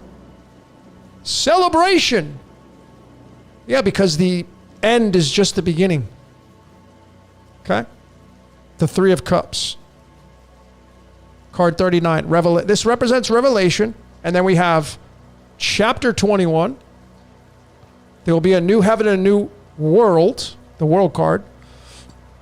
21 verses 1. Bam! There it is. The Magician. So this is what Revelation 21 verses 1 looks like through the tarot. I got that right. Other way around. There you go. Through the tarot, folks. Here it is. Revelation 21 verses 1. There'll be a new heaven, a new world, and a new earth. And you see the Magician there? That's Aries, that's rising, that's fire. That's Mars. Mars is implemented into this index because Mars is the god of war. Mars creates the spark to go and drive into this reality and make a mark in the world. Revelation is the Three of Cups because it's a time for celebration because the end is, it's done. New heaven and a new earth. Woohoo! Celebration time. Three of Cups. That's what Revelation means. The unveiling. Revelation is the unveiling. The apocalypse. And when you have the apocalypse, you celebrate because you finally get to see exactly how this reality works. I think what we're going to see, ladies and gentlemen, you're going to have an unveiling. This is just my opinion, right? You know what the unveiling is going to be? That you're being used. That's what I feel the unveiling is going to be. You're in a movie.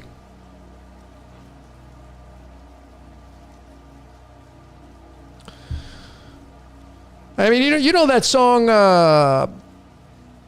somebody had, who posted it? Somebody did a Prince thing. Oh, Celebrate Good Times. Celebrate Good Times. How about this one right here? Remember, you know that song by Prince? We're going to party like it's 1999. Huh. Must be the Masons. Oh, no, wait a minute. It's the Jesuits. They were running Prince. Yeah, sure. This is Uranus, folks. It's also Neptune, too, but There you go. Now you know what 1999 the song. Next time the song comes on the radio or plays on your playlist, you can see that in your mind, the 303. 1999 is the 303rd prime number. And you could say, that damn Prince, man, he must have been part of the Society of Jesus. I knew it.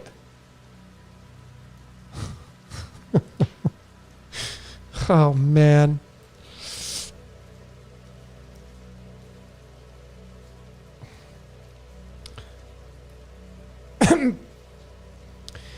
Yeah, really, you know what it's about, ladies and gentlemen? If you go into the cards, you go into the planetary positions, it's about the 3-4-5 divine triangle, which is tied to pi, the measurement of a circle, tied to the Great Pyramid of Giza. The 3-4-5 triangle is right over the top of the White House, that triangle that it makes. That's the 3-4-5 triangle. That in the cards of illumination, these cards, these three at the top right here, that's going to be Jupiter, Saturn, and Mars. Jupiter, Saturn, and Mars. It'll be Earth, Sun, and Moon. Jupiter, Saturn, and Mars, making the 3-4-5 triangle up. Through the context of this system. I'm not saying it's absolute.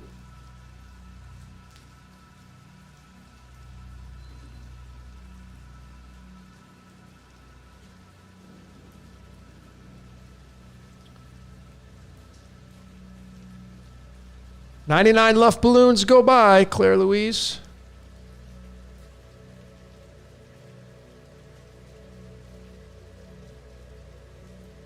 You go study the song by REM, "It's the End of the World," and I feel fine. You know that song. You ever see the movie Tommy Boy with David Spade and what's his name? Funny dude. Yeah, I can't even think of his name. Anyway, that movie was great. That and Black Sheep. Chris Farley.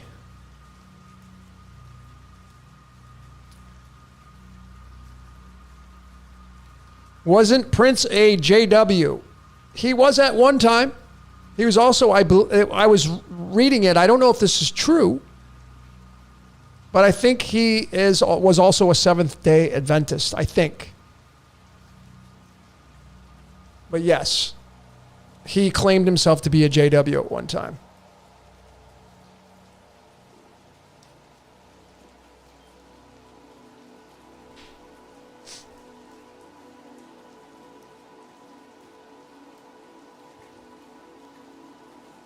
The Rangers win.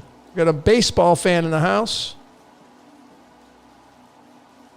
See, I was wrong on my prediction on there. I said that the Diamondbacks would win 4-1. That didn't happen. I don't think the Rangers won the series though. Jordan picked the Diamondbacks to win the series 4-3. It's the Snakes against the Rangers.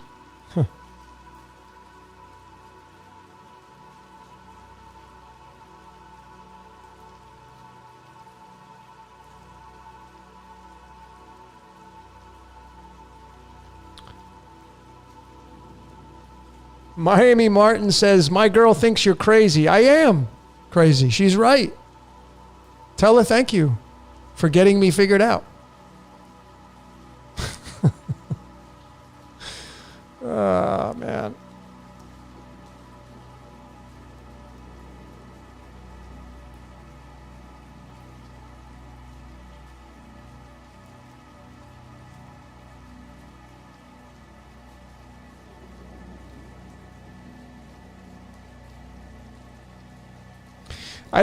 No more Christ with us. I don't think that's ever going to go away.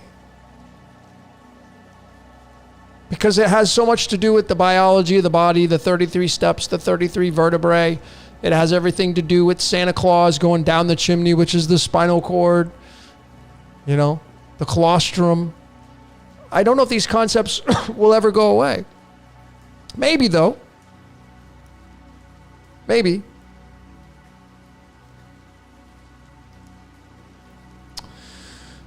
Someone's asking, how does scripted reality effectively balance the line between authenticity and dramatization? It's not designed to do that. Decode your reality. If you're talking about this channel or scripted reality, scripted reality shows you that we live in a predestined script. If you want to make that into dramatization or you want to make that into authenticity, it's going to be completely up to you. The question, the answer is in the question, and the answer comes from you, not me. So those of you that are asking some of these questions, I'm not here to give you the answer per se, because even if I present to you an answer of my own opinion, you may not agree with that. You're like, oh no, I don't. Okay, then what? Okay, fine, then go with yours. Eventually, it's going to be coming down to you, your opinion, your life, your experience. It's all about your reality anyway. Your life is the only thing that matters, not mine. I wish people would get this as the foundation. And again, this is my opinion, right? So we go Mandelbrot said on this. You are living in a predestined script. It ain't my predestined script. It's yours. You may never log on here ever again. And poof, you're gone.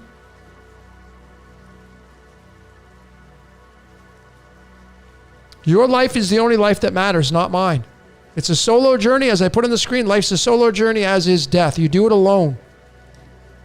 Yes, there are people that are alongside of you along the way, but this is a solo journey, ladies and gentlemen.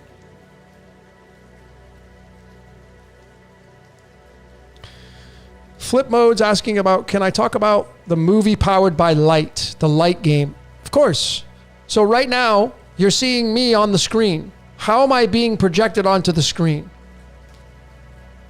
Is there any darkness involved with that? Well, yes. Light comes from darkness, right? Like if you turn a flashlight on. Perfect example. When you grab a flashlight, you're in the pitch black. You're in the pitch black and you grab a flashlight, right? You grab this flashlight. This light right here, when I turn it off and I turn it on, you see the contrast. If you're in a pitch black room and you turn this flashlight on,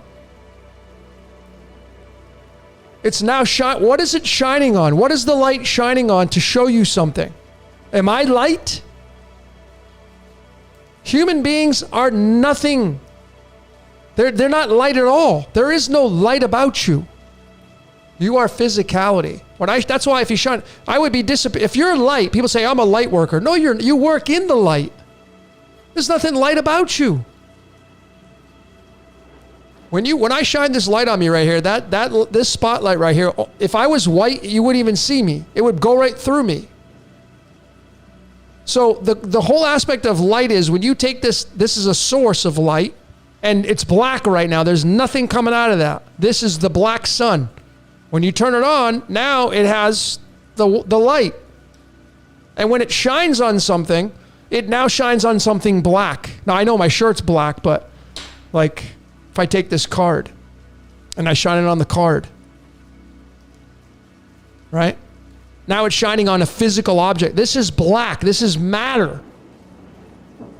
So you need the black in order to play the light game. Because if I shine the light on a white wall, of course we know how this works with color. If I go outside here in Mexico, when it's really hot outside and I wear this black shirt, I get hot quick. But if I wear a white one, I don't feel that heat. You need some black to absorb the light in order for the light game to work. If you just study a flashlight and know that this thing, when it points down on me here, or if it points it back there, you're now illuminating something that's physical. So essentially you have black, which is the flashlight. You then have light coming out, and then the light has to shine on something else that's black. So essentially what you have is two blacks and one white. It can't be any other way. This is why the pentagon, the pentagram is so prolific in our reality. The five-pointed star, five representing man. That's why it's on a soccer ball. 5 fingers, 5 toes. 5 is your identification. 5 is the house of Leo. Leo's ruled by the sun. The sun incarnates into man through matter, light into matter. Now you're playing out the light game. So that's how this works, folks. A black sun, the white comes out of it, but it needs something else that's black to shine on. To say, oh yeah, I see the car. Oh yeah, I see the Jaguar there. I see it. Well, when I turn the light off, you're still going to see it because I have the light on. But I'm saying is you don't see it as much. So that's the light game. And you have the sun, which is the natured light, and then you have artificial. This is artificial light. This. But it still creates through this game called life. You need 2 blacks to 1 white in order for this whole light game to work. You need a source, and then you need an object to place the light on. There's the object. You see? This is where you're going to get Lucifer, the light bringer. Then you get to, it's Luciferian. These ridiculous concepts. Again, bolting these descriptions onto the basic fundamentals of our reality.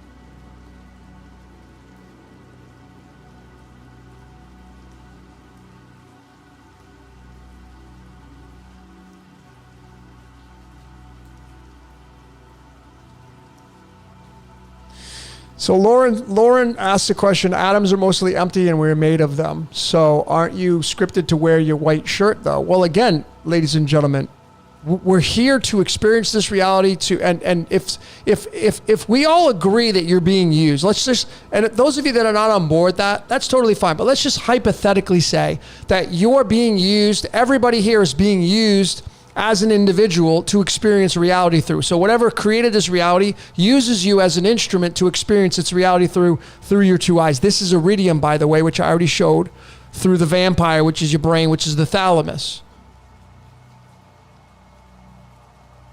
And so you being used to experience this reality, what would be the purpose of you being used for? Well, what is your purpose?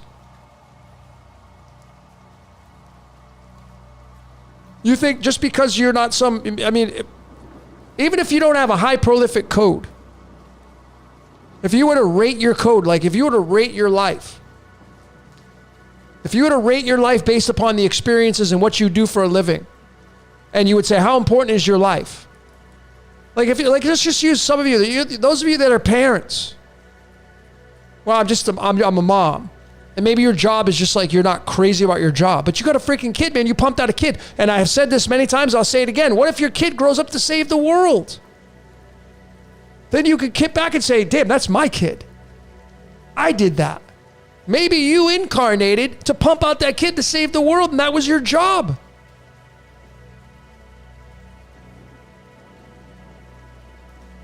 I look at it like those of you that are influencers that have YouTube channels or your decoders, whatever, and you're opening people's minds up, you're doing your job.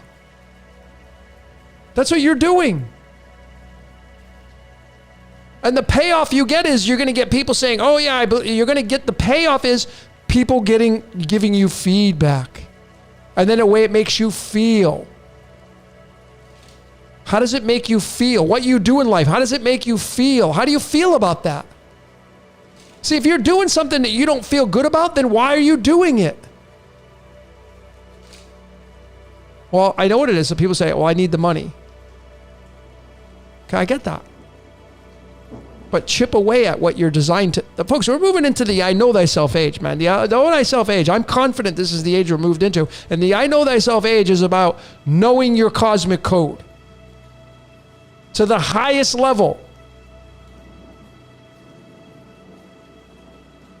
If you don't get into this, I know thyself, you're just like, oh, that's a bunch of rubbish, whatever. Predestined or not, Part of the predestination, folks, is knowing who you are.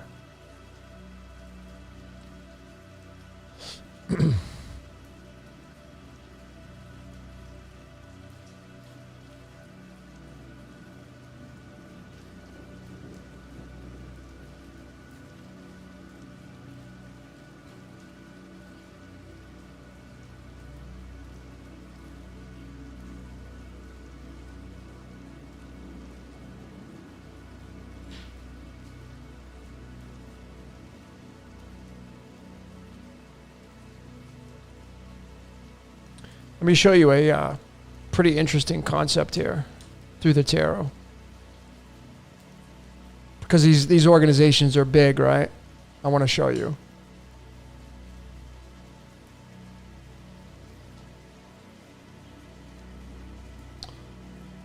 We already talked about one.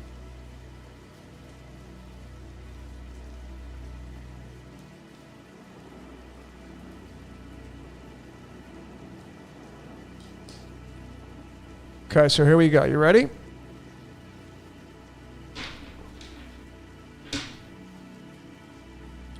So these two cards right here in the tarot. 5 of Spades, 5 of Swords, card 55, card 44 in the Cards of Illumination. And then you have the 10 of Cups, card 46 in the tarot, card 10 in the Cards of Illumination, 10 of Hearts. See, the 10 of Hearts on the right is the card of Happy Home. Right? It's the card of Happy Home. And the card on the left is the 5 of Swords, which is typically a card. It's a 5 now. And it's a 5 of Spades, which is a 5 of Swords, which represents humankind. It represents your 5 fingers, 5 toes. This card, when you look at it, you see this dude, he's got the swords in his hand. He's got 3 of them. And then the 2 individuals walking away are like, they've thrown their swords down. See, the sword is in the shape of a T, as in a cross, as in I'm throwing down my screenplay. I'm not going to play anymore. So you have, on one side, you have Happy Home. On the other side, you're like, I'm not playing anymore. What do these cards represent? This one, which I've shown constantly over and over, is tied to our DNA, 46. And this card right here is the birth card of the Society of Jesus. Completely goes against the context and fabric of what most people would label them as. I'm not going to get in here tit for tat on it. I'm not going to do the definitions. I've already decoded that organization. This one, by the way, is in direct cahoots with that one, because in the Cards of Illumination, the 5 of Swords, the 5 of Spades, is the spirit card of the 10 of Hearts. So they are in a symbiotic relationship, these two. And this one is tied to the day of May 1st. And you know what May 1st is? The founding date of the Bavarian Illuminati. That's right. Adam Weishaupt and other members, May 1st. And May 1st is the 100... Let me take you on this little journey with me to show you this scripted reality.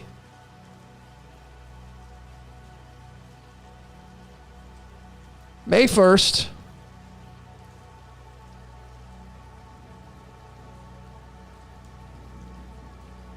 Right here.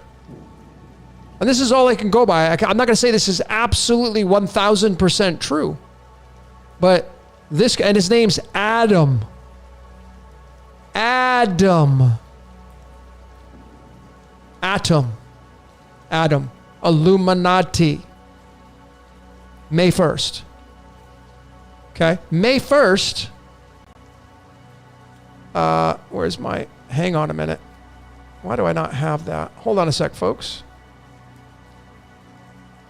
Okay, I don't have that up yet. Let me pull this up. Hang on a second.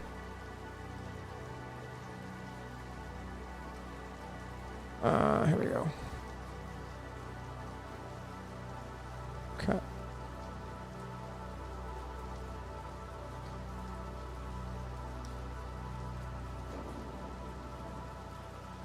All right, so let's go back to this again. So May 1st, Bavarian Illuminati comes out. 1776, the same year the Constitution was written. And then you go to the May 1st chart, and you'll see that it's the Five of Spades, which is the Five of Swords. The founding date of Society of Jesus was September 27th, which is right here, 10 of Hearts, 10 of Cups. And, of course, the 27 is tied to the word Jupiter. Jupiter.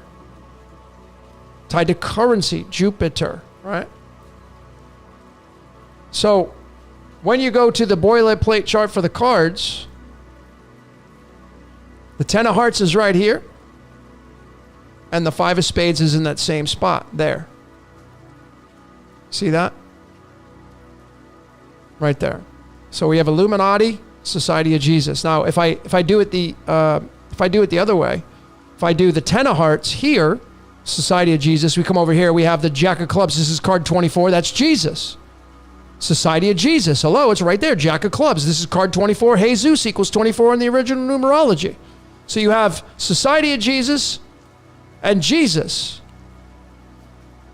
in space number 24. These are all numbered. This is space number 24. 24 hours in a day. 365. 24 hours sunlight, darkness. Okay? That's how this looks. And then you have the Five of Spades here with the Four of Diamonds, and the Four of Diamonds is card 30. This is Demiurge.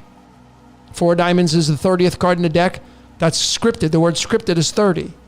So these organizations, they don't get a hall pass. These people are being used just like you and I are. And that's what these two look like. That's how they're connected with this.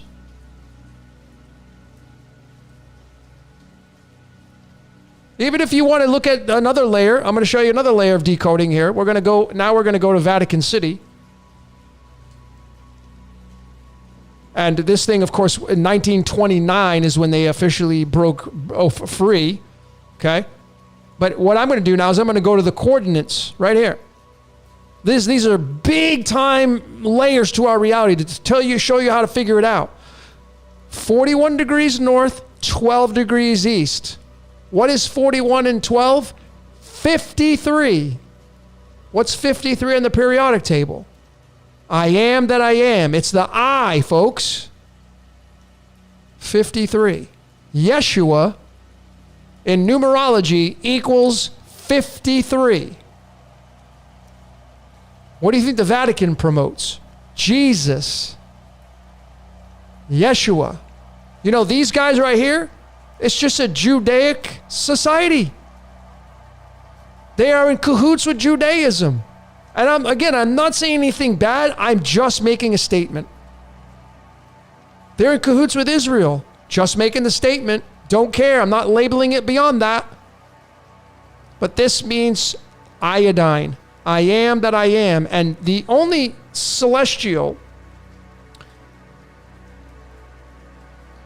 that's got the all-seeing eye on it is right there. All right? This character, most popular, iconic character in theology. It's not what you think it is. But, again, my job is just to show you, to get you to think. What you do with that, beyond that, I'm not here to do politics. I'm not here to try to bamboozle you. I'm not trying to pull the woolly over your eyes. I'm not trying to get one past you, ladies and gentlemen. I'm showing you the things to think about. To show you the intricate layers that are deeply connected on all accounts, all organizations. You're going to come back to the same exact thing. And that thing is a Ponzi scheme. This reality is a gigantic Ponzi scheme. The whole thing is a Ponzi scheme.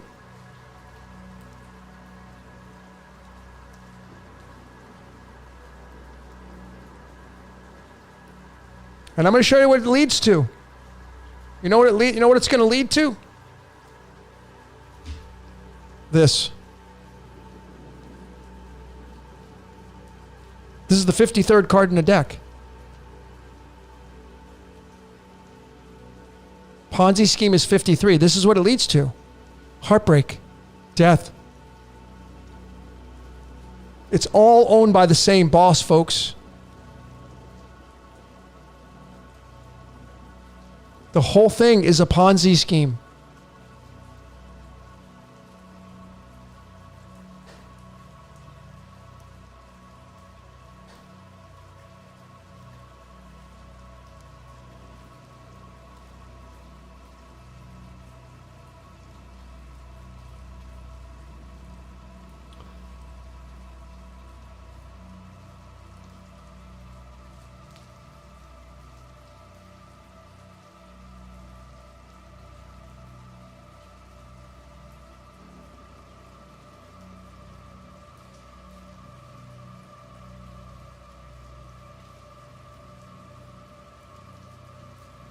Even I was looking at the first temple in Masonry.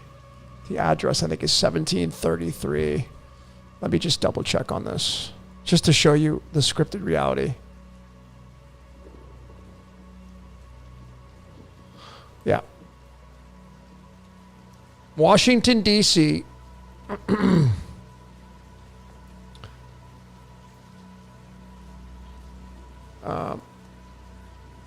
Let me just do this in real time. Let me just show you this in real time. Okay, so we have the House of the Temple, right? Okay. Scottish Rite. Now again, ladies and gentlemen, I hope you're neutral to this. Okay? So then you just take the address here, and we're going to decode it. So you got to plug it in here. Here it is. You got to do a little bit of modification here. Let's go to this one right here. Just keep your eye. Let me get rid of the. Just keep your eyes on the Chaldean here. So you have 1733, 16th, and we have to now take street and add R-E-E-T. And it's northwest, so we have to spell this out, northwest.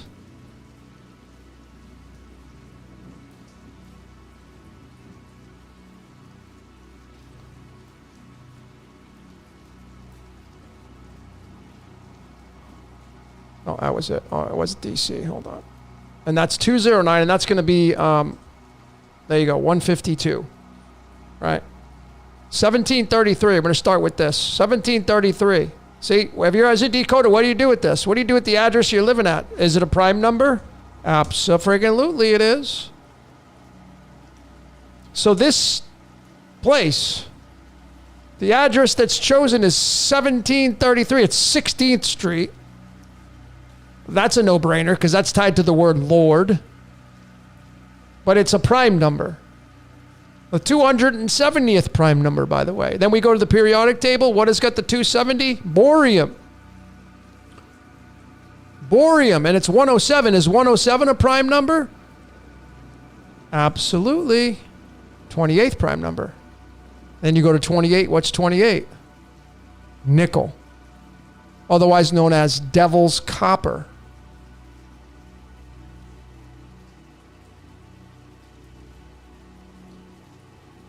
$28.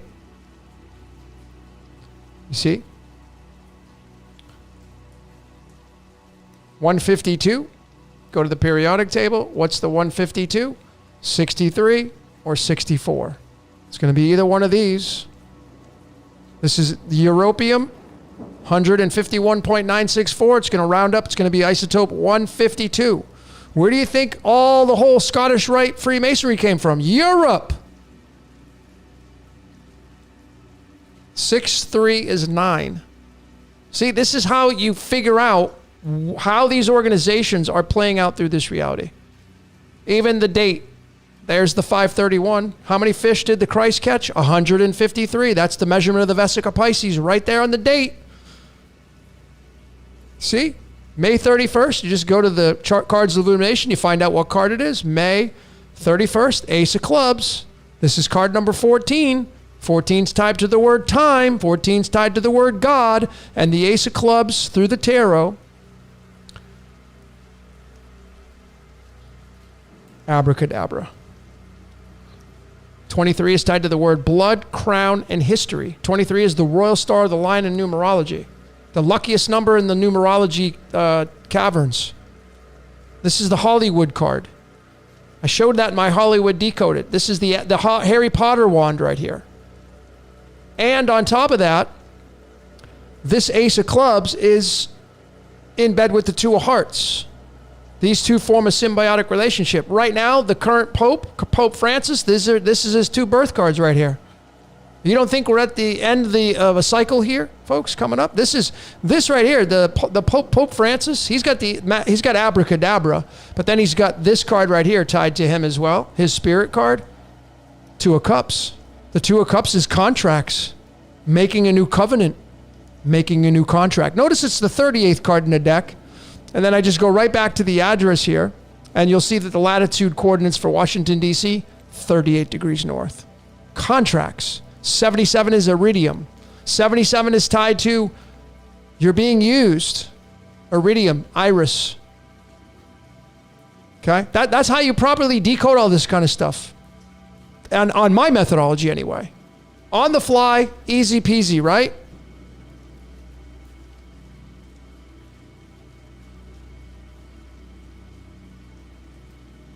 It's so easy to do it when you have all the tools. Latitude, longitude, address, physical address, dates on a calendar. That's why when say, well, no, when people say there is merit to where October is not the 10th month. Yes, but it's both. And you see, we don't live in a world where October is the 8th month anymore.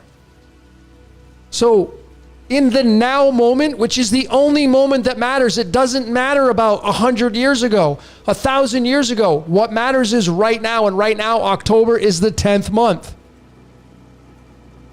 So yes, you can use October as the 8th month and the 10th month. October, octagon, I get that. But now, and everybody's been using it and casting magic spells, October is the 10th month. And which one's true? Both. Both. It doesn't matter if the Gregorian calendar you say is wrong. It's not wrong because you're using it. So if it's wrong, you're using a wrong calendar that you use every day to say, oh yeah, I got this date going on. Like if you just celebrated Halloween and you took your kids trick-or-treating, you're using the Gregorian calendar. Well, if it was wrong, then how are you celebrating Halloween? How are you celebrating your birthday if the Gregorian calendar is wrong? Folks, we need to, my suggestion is to eliminate these magic spells you're speaking. It ain't wrong. It's the now moment. And you're using it and you're caught up in it. And your life's not even your own anyway. You're being used. You're just along for the ride.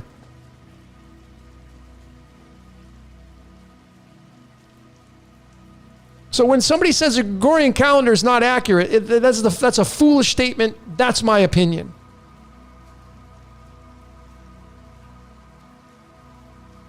Because it has merit, because you use it, and the world uses it.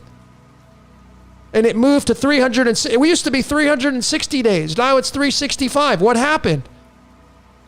That's just the natural advancement of society. We moved into 365, which is also tied to Abraxas, by the way, the house of Abraxas, which goes right back to Jupiter again. Abraxas equals 365 in Greek isopsophy, matching the days of the year on the Gregorian calendar.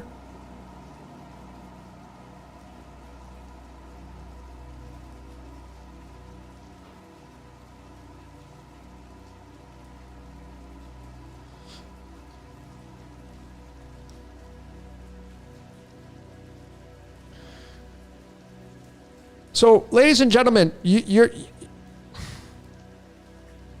I don't know how to get this point across to all of you, like as a decoder. I'm just telling you, and these are my opinions and truths. Right now is the only moment of time that matters. Not last week, Not 1,000 years ago, not 5,000 years ago, not 30 days ago, right freaking now. And then today will have no merit anymore because tomorrow's going to show up.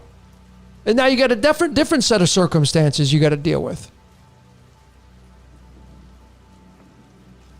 So I don't care what organization created the Gregorian calendar. You know why I don't care? Because they didn't create it. Their minds are not their own. They're being used just like you and I.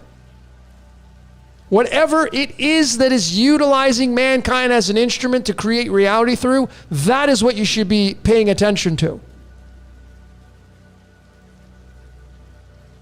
Because there can't be anything wrong in this reality if it's existing in this reality, because you go right back to the foundation of how does this reality work? Predator prey, to keep things in balance. So there's a right and then there's a wrong. You want to get more things that are right than you do wrong. Then you look at the whole aspects, the base fundamentals of what's right and what's wrong. What's the best teacher? When you get everything right and get it right and get it right and get it right and get it right, you're smooth sailing. Everything's going great. You're on this wave. And then you form a consistency on that wave. Where's the lesson? Now, I get that it's beautiful. It's harmonious. It feels good. But you know what the teacher is? Pain, suffering, the things that we don't like. I'll be the first to admit it. I don't like those things. But I've made peace with it. And I'm saying, what are you trying to teach me when it enters my life? What are you here for? Why are you here in my life?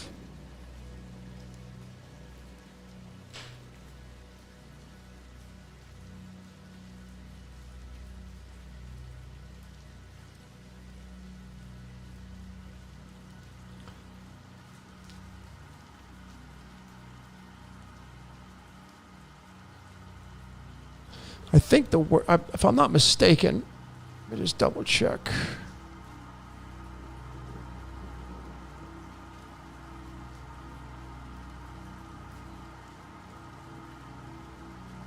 Yeah. What was the word?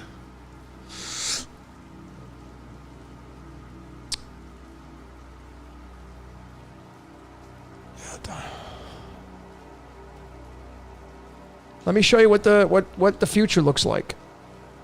I mean, the present moment and the future looks like, and the past. I'll show you in the tarot cards.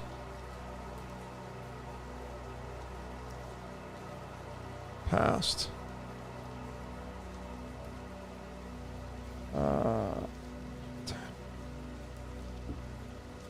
Hold on. This is what it looks like. You want to see what it looks like in the tarot? How beautiful the tarot is? To tell you how this reality works? With pictures? Because we think in pictures.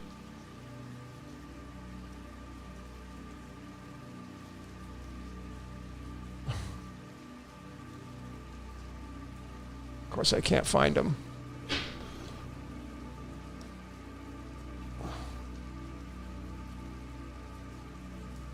Hold on, there we go.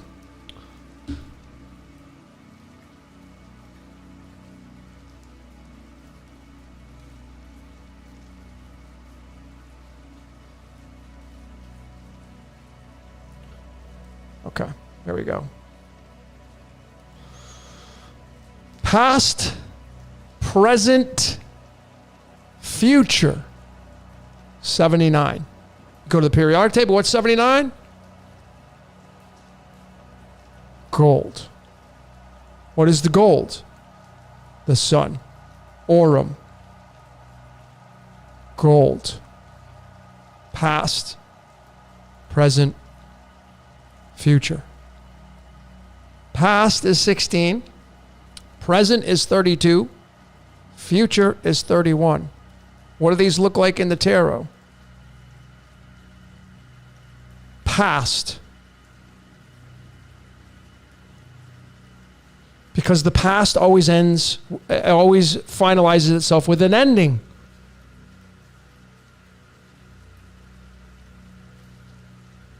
Present. Hold on, I got to double check this. Present. Card 32. This card is the Ten of Wands. The 10 of Wands converts to the 10 of Clubs. The 10 of Clubs is the castle on the chessboard that builds the walls. The present moment is continually building walls. You are constantly putting up walls. You're building walls. You're building structure in your life, as is every other archetype in this reality. Building, building, building, building, building, building. This is what you're living through. The 10 of Wands. Obligations. Hard times. Taking the world upon your shoulders. You see those wands there? That's in the shape of the double helix. This is tied to our blood, folks. The double helix goes right over the top of those wands. The double helix is tied to our blood. This is tied to the 23rd card in the deck, and the word blood equals 23. It's the mirror of the 23. It's the 32.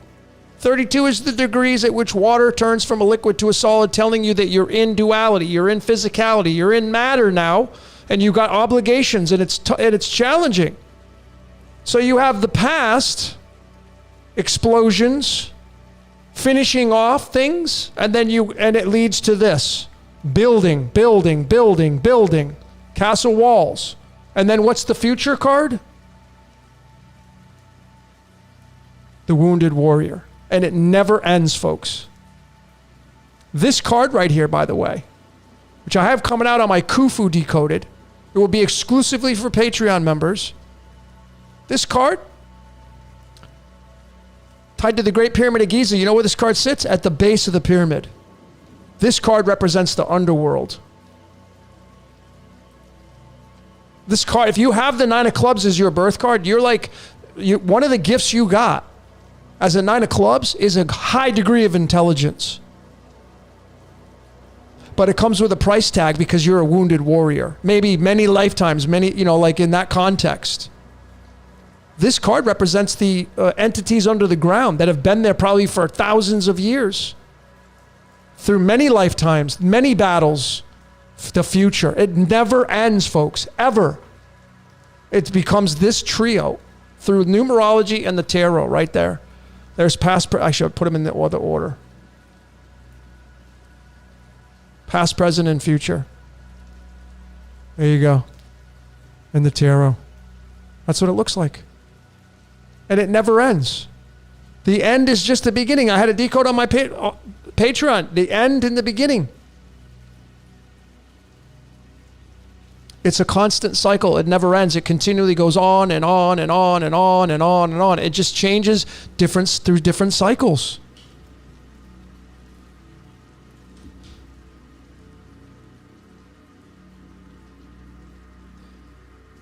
Okay?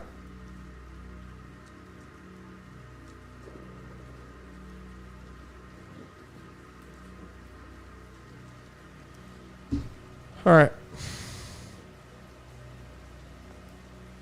The present is the present. The present is the gift. The gift of life is the present moment, not the past, not the future. It's the present moment. That's the gift, the journey.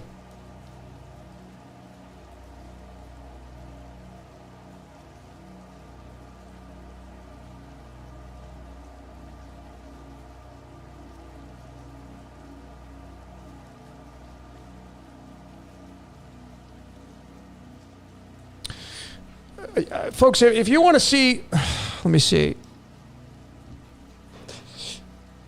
You want to see what the Philosopher's Stone looks like? I might as well do this. Let me get my calculator open. Might as well do this for all of you because we're having fun, right?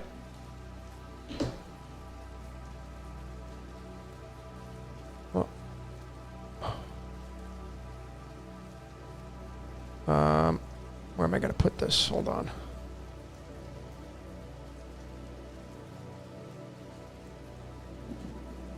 Okay. Let's do let me show you the Philosopher's Stone through alchemy. Okay. Wish I could enlarge this, but I can't. Okay. So, the Philosopher's Stone, the story of it is sulfur, mercury, and sodium. Those are the three that are said to be the elixir of the Philosopher's Stone. Okay? So what we're going to do is we're going to take, and we're going to do it on the fly here and show you. So the first one is sulfur. Okay? 16. Now, we can add up the protons, 16, and then we add on mercury, which is 80. That's going to give us 96. And then we add on sodium, which is going to give us 11. Okay? And that's going to give us 107. Okay? 107. So we're going to take 11 of sodium. We're going to add 16 protons for sulfur, and then we're going to add 80 for mercury. And the Philosopher's Stone gives us a total for protons of 107. Now, 107 is the 28th prime number, and I already showed that through the Scottish Rite Freemasonry location in Washington, D.C. is tied to the 107. But it's where you take the weights of these elements, and we have 23 as an isotope for sodium. We have 32 for an isotope of sulfur, and then we have 201 for mercury. And that's going to give us, whoops, why is that not right? 201 plus 32 plus 23. 256. Where do we go with the 256? You go right back to freaking alchemy. And what is it tied to element-wise? Fermium. Now, this is going to say 257, right? But you just got to go to the isotopes. You just click on isotopes of fermium. You can do this with any of them. Okay, and these have multiple. So you got to know what you're looking for, right? So you look and see. It's a synthetic element, but it's just the clue. It's not going to be like synthetic or natural. That's not where the clue is. And you'll see that the 256 is right here. Okay, and then you'll see that you get the how long do these things last? The half-life, meaning half of it will be gone. The time frame for the 256, there's the clue. Bam! What's the 157, ladies and gentlemen?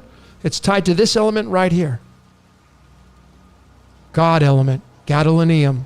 Gadolinium is 35, simulation is 35. There's that 157, you see? So we have the 157 minutes for the half-life, and there's that 256. So the Philosopher's Stone is not only tied to fermium, but it's tied to gadolinium, the God being on television, the elixir of life, the immortality, meaning God on television, okay? And it's fermium, and fermium has 100 protons. And ladies and gentlemen, it's this right here, which I've been showing so many times throughout my decoding career here on YouTube.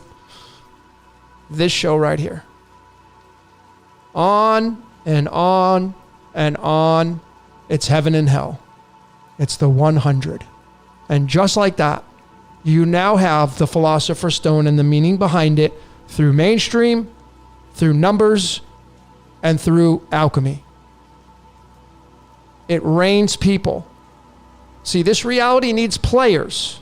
And this show is all about survival. Survival.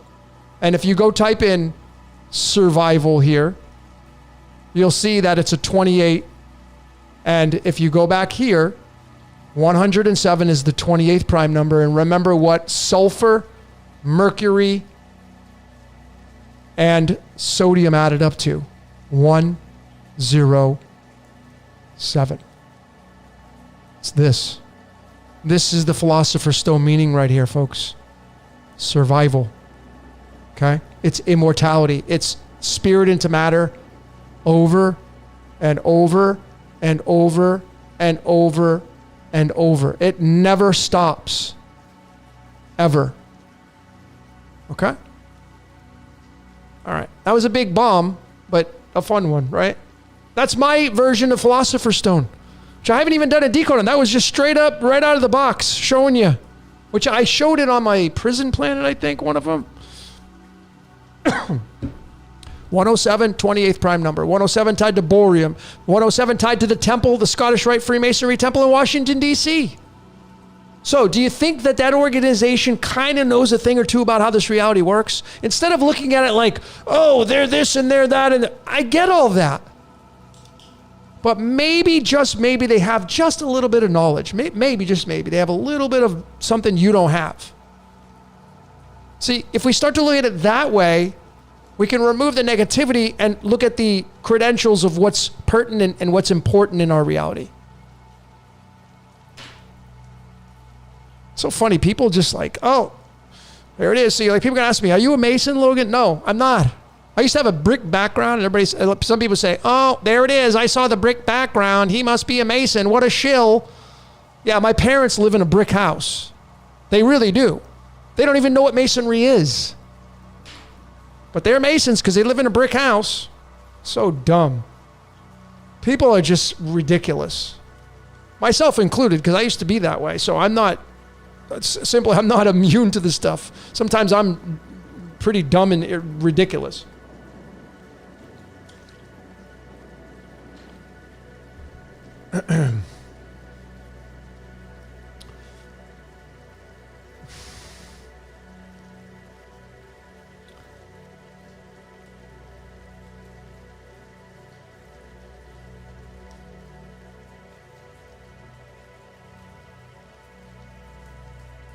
You got to go watch if you haven't seen the 100, you should at least go watch the first season.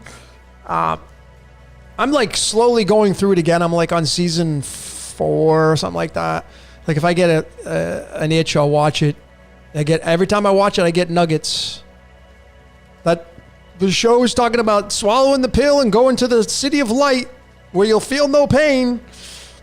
It's so interesting, that show. And the lady that wrote it, Cass Morgan, who wrote the books. If you go, I broke her down. Like, I wish I could go have a I really wish I could meet her. Have a conversation with her.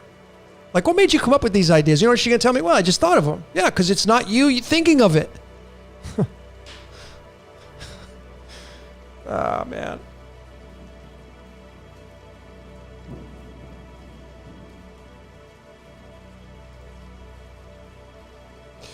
Those are new elements, aren't they? Well, LMS is asking, well, see, again, the way I use alchemy, that pertaining to the Philosopher's Stone, obviously that's pretty esoteric, but even if something's new, it doesn't matter. They're bridges, they're clues. So it's not like it's not like they mean anything. It's just they're bridges to the world that we can't see. I hope that makes sense.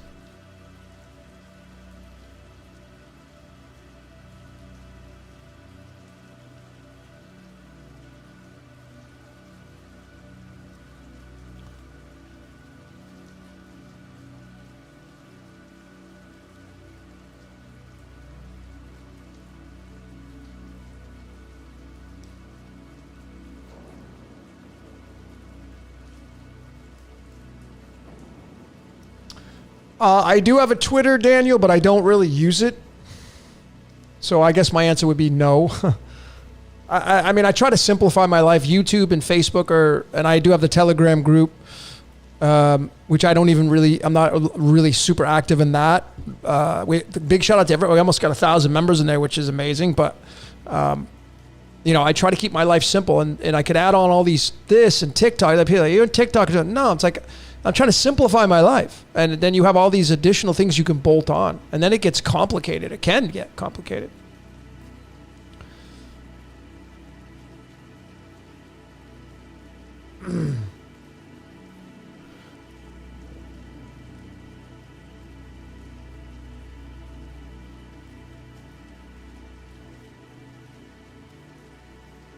So Jeff says one of the reasons we're here is to rise above duality. I totally agree. I mean, personally, myself and a former decoder reminded me of this as nihilism. You know, Matt, big shout out to you, Matt, if you're watching.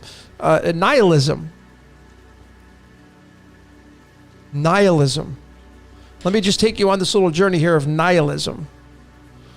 All right, maybe this is the first time you've ever heard of this. The definition of nihilism: the rejection of all religious and moral principles in the belief that life is meaningless, Nietzsche was big into this. My Rahu is in the same position as Nietzsche.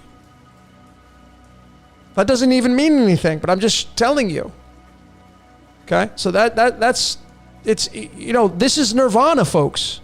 Like, if you start to adopt things as your belief, you put yourself in a box. We all do this anyway. Is it even inescapable? Escapable to get out of the box, because you have we all have beliefs here. Like, if you don't believe in religion, you have the belief that religion doesn't exist. So you have that inside your box. So I mean, is it even possible? But nonetheless, nihilism is kind of where it's at. And if you take this word and you do the numerology of it to get the picture through numerology, et cetera, you're going to see it's a 23, which is fascinating because, as you know, 23 is a prime number. It's the 9th prime number. And of course, 9 is Pandora's box. 9 is the magic square of Saturn, the timekeeper. But what is 9 in the tarot? It's the Hermit. So nihilism is realizing that, you know, like, everything's inside that little lantern and you're holding it. And you're like, this guy, I mean, you can look at this thing and like, yeah, this is definitely like shining your light, but it's like, maybe everything's inside this lantern and you're like, okay, well, I'm outside of that. Getting rid of all the constructs of your life. Nihilism is tied to the number 9. 23 is tied to the word blood, crown, history. It's also tied to abracadabra. So that's what nihilism looks like, just in the context of the tarot. The Hermit and abracadabra. Nihilism. I mean, it's very fitting with the Hermit card, right?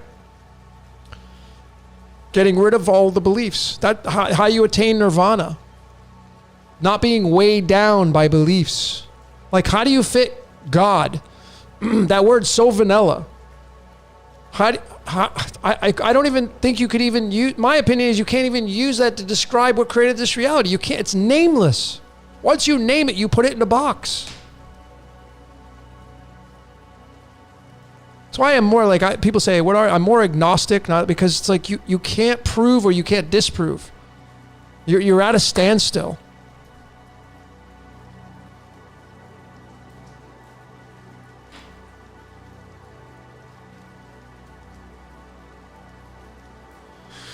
LMS asking me about decoding 101. Yes, I have the goal to create something to that context. I really have to dummy down. Like, when I was going to San Diego and I was preparing for my presentation, which I never even used, I just went up and winged it. It was all freelance, for all improv, getting up there on stage in San Diego. But I prepared the night before of a presentation, and I struggled trying to dummy down my content. I tried to dummy it down. Let me just show all of you, since we're here.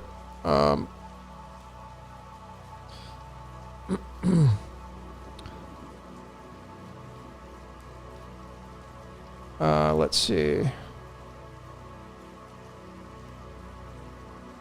See if I have this quick and easy to show you. I mean, this is the layer of dummying down the content, or just how simple it is to decode from, folks.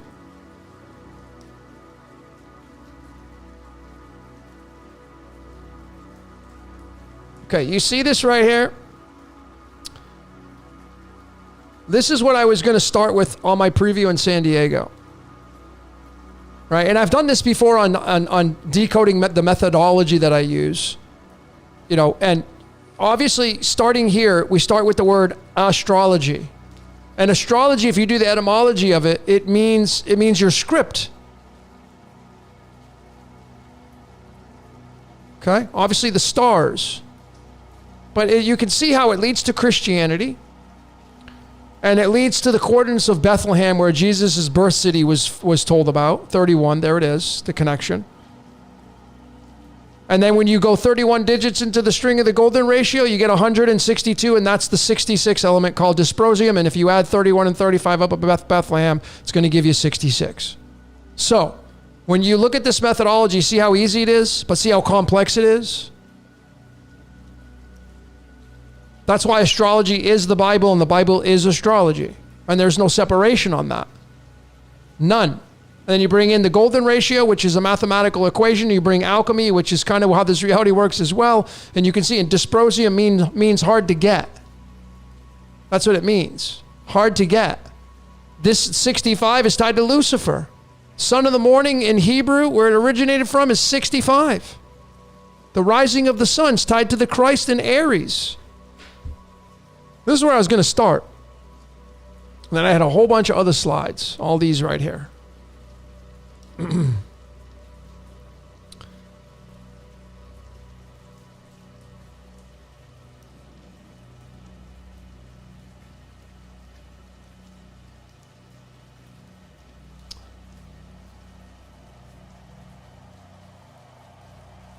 Yeah, it's a challenge to show people how to use this methodology if they, because I'm obviously looking at it where I've had a lot of practice. It's easy for me. So so that's how I dummy it down. I have to show you step by step.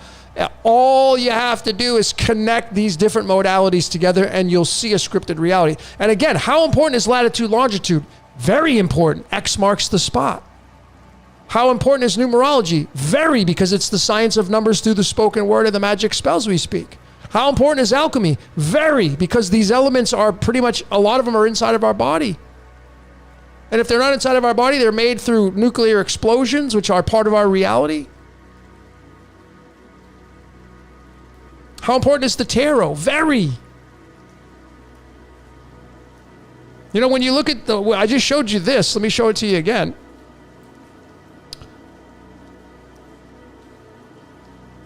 Pull this up again.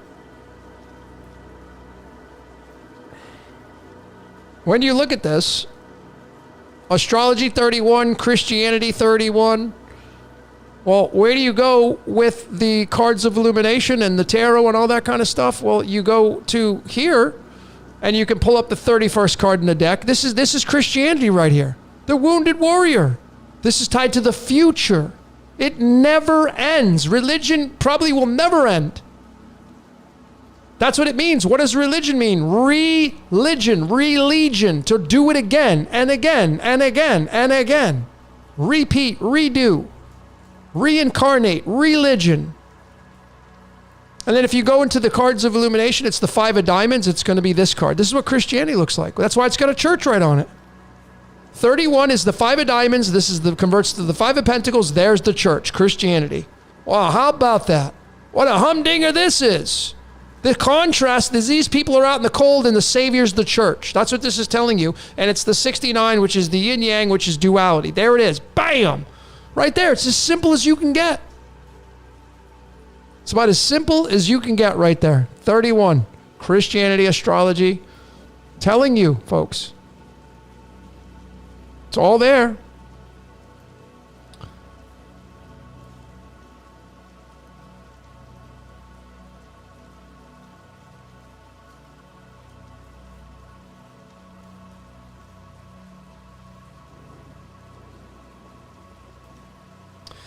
So, Zombie saying, anyone find this kind of weird that Pan, so we're talking about Pan now. How about Japan? Japan. Praise Jah. Japan is the land of the rising sun. The flag is a red circle on a white background. That is the blood cell. Japan, the land of the rising sun. The element nihonium, that was discovered in Japan, the only element that was discovered in Japan is tied right to our blood types. Check out my bloodline decoded. It's all connected. Japan, pretty much the farthest east you can go, right? In some aspects.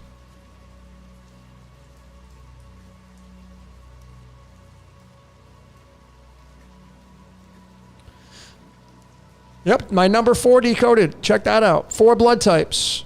4, the number, I'll just do this on the fly. The number 4 is 23. How many blood types do we have? 4. And the word blood is 23. Coincidence? No. 4 blood types. We have O. We have A, we have B, we have AB. That's 13. 13 is tied to the prime numbers as well. 31 is the 13th prime number. I already showed what the 31 was. Blood types. 31 is the 13th, and it's the mirror of that. If you check out my 4 decoded, I went right in there. It's a 9-minute decode.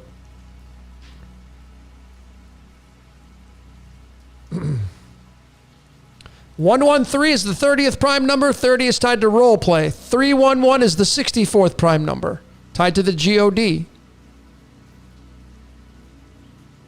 Tied to the God. So the God uses you to role play with. That's why you have Westworld. The 1973 Westworld came out, and then it got made into a TV series on HBO telling you the implant in your brain. That's the transmission station giving feedback constantly. 113 is the 30th prime number. The word feedback equals 30. The word role play equals 30. The word demiurge equals 30. Santa Claus is 30. Jehovah's 30. All in numerology, same cipher Chaldean. Allah is 13. Allah is tied to being on television as well. If you want to bring in theology and you want to bring the Quran to this, you know what Allah is? The sun. Got a guy that got offended by that. Dude, that's on you, man. If I triggered something in you, that's on you, not me. I'm not the one getting triggered. I'm just saying my opinion. You don't have to believe me. It says right in the Quran, Allah is the Lord of Sirius. What is the Lord? A protector. The Lord of the kingdom, the protector. Allah is the Lord of Sirius. If you go look at the Aleister Crowley deck, as a matter of fact, I'm going to show you right on the fly here. Let me show you. Let me pull this up.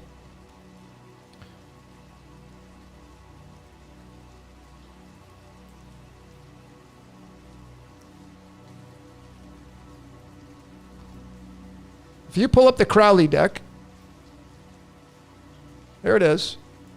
There, right there in the background, there's the all-seeing eye, there's the dove coming down, there's the tower, and then there's Yaldabaoth. Right there. And, you know, ladies and gentlemen, there's a very good possibility, very, very good possibility, that Yaldabaoth is Allah, and Yaldabaoth could be the sun. Okay? This may be Sophia. There's ties to Sophia being here, but it's also tied to Sirius. Are you serious? Yeah, I'm serious. I'm not saying this is the end-all, be-all answer to this whole thing. But, you know, when you go to, this is the 16th card in the deck. Well, when you go to the word light, and it equals 16, and Lucifer's the light bringer, and that's sulfur, and that's 28, and you got Lucifer being 28. Well, you know, what is this telling us here? Again, light, 16. 16 is sulfur. 1/3 of the philosopher's stone, and that's 28, and Lucifer is 28. And that's the second perfect number of mathematics.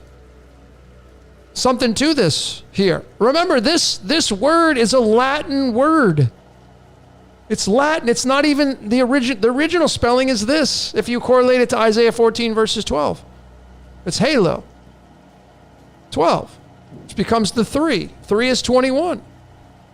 21's tied to the word love. The world card. Anyway, I'm just going off on, like, because I got to memorize, but.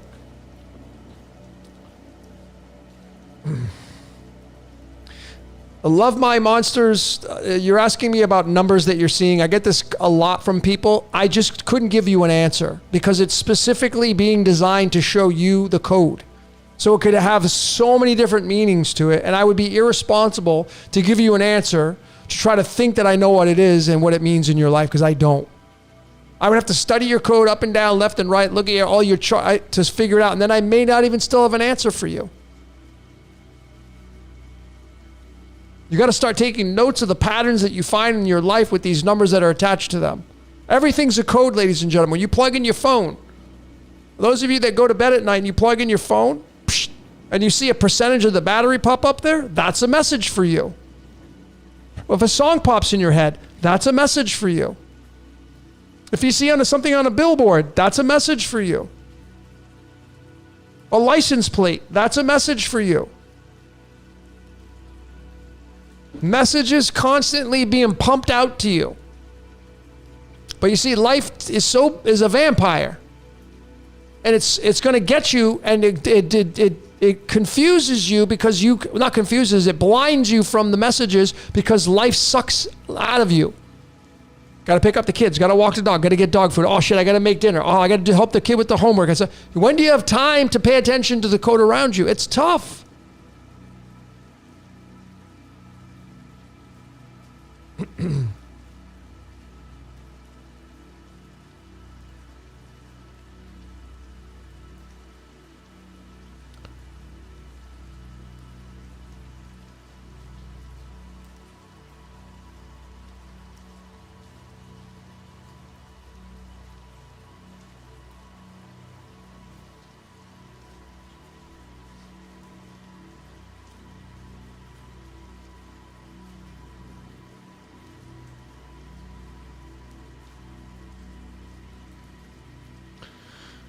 All right, what time we got? 11:39. I think we're going to call this one a night. I'm going to do a couple cards and then we'll call it a night. Thanks, everybody, for joining in, listening to my long-ass rants.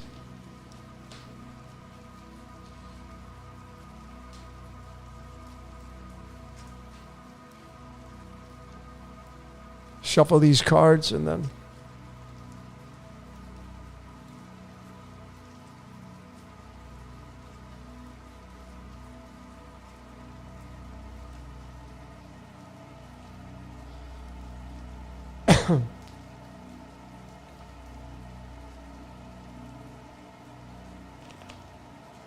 Yeah, much love to all of you that got to take off. Thanks for joining in. Appreciate you all here. Remember, ladies and gentlemen, you do not... I don't want you to agree with everything I say. Please be skeptical. I don't have it all figured out. Believe me when I tell you, I don't have it all figured out. I'll be the first to admit that. Yes, I sound like I have it all figured out sometimes. I'm very confident in my research, yes. But there's a difference in being confident in my research and then saying, yeah, I got it all figured out. I don't. I do not have it all figured out.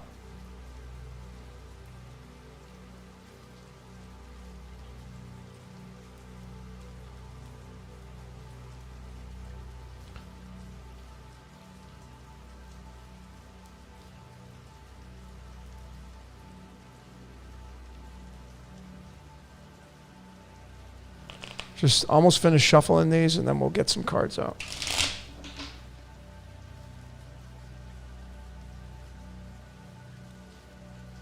Folks, I'm going to show you one more big humdinger, right? Like those of you, like my position here in this reality. So I want to show you with this right here. Like, you know, I've been talking about, I'm not the only one. So I'm one amongst many that say we're living in a simulation, right? We live inside of a movie. I've been saying this. You're in a movie. You're on Earth as a movie set. But it's 35. This is my birthday here, folks. Just so you know.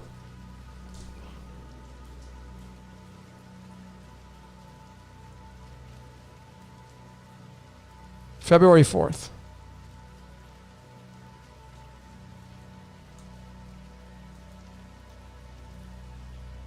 See what this is? See that? See this? I must be a Mason, huh? Because of that? Some people think that. He's a shill Jesuit. But you see? 35.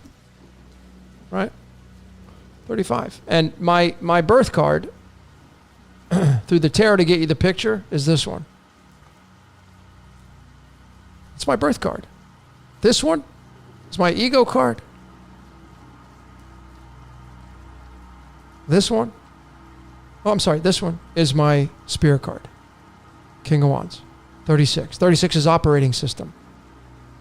Okay, 36. So those are my two cards that I have through the tarot. This is my ego card, the Eight of Spades. And I have prison planet 1, 2, 3, 4. Over and over. You're in a prison planet. Over and over and over. Telling people. I just want to show you. Like that's the comedy of my life, folks. I was born on the 35th day of the year. February 4th, 2-4. It's tied to this guy right here. Look at all the 24s. So I could easily go and say, oh, I'm Jesus. Because I'm born on 2-4. That makes me Jesus. I'm the savior of the world. No, I ain't going to say that. But I have said everybody's Jesus. You are all having the Christ experience. Male and female. 24 hours in a day. You're playing the light game. The sun into matter. God, it doesn't get any easier than this. Okay? Big decode coming out with this. All right. Let's get to these cards.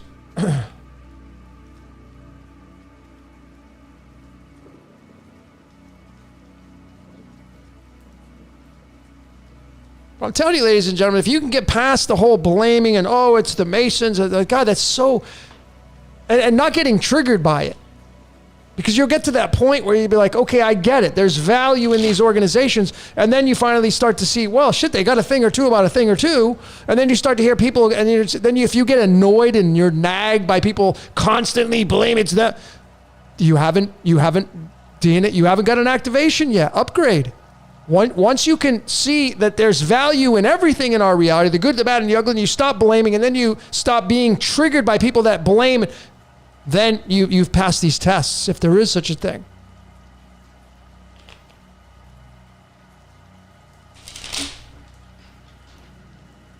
I would much rather sit down with a high-level Mason than someone blaming the organization. For sure. I would get much more utility and value out of the organization than the person sitting there blaming and smashing and accusing these organizations. I get much more value out of sitting down with the organization themselves.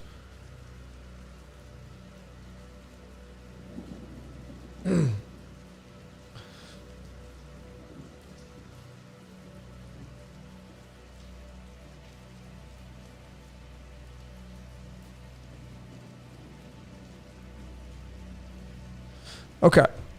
And folks, if you want to get some, I saw TJ saying, Roz on my Patreon. Yeah, join my Patreon.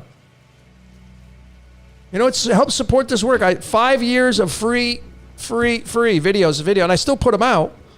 Then I was like, okay, to sustain this, to keep going, to make this a bigger platform, I have a subscription service now.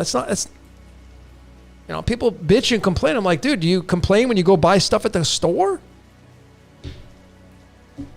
People pay $10 a month for Netflix, but they bitch and complain about my Patreon. I don't get it, man. Okay, whatever.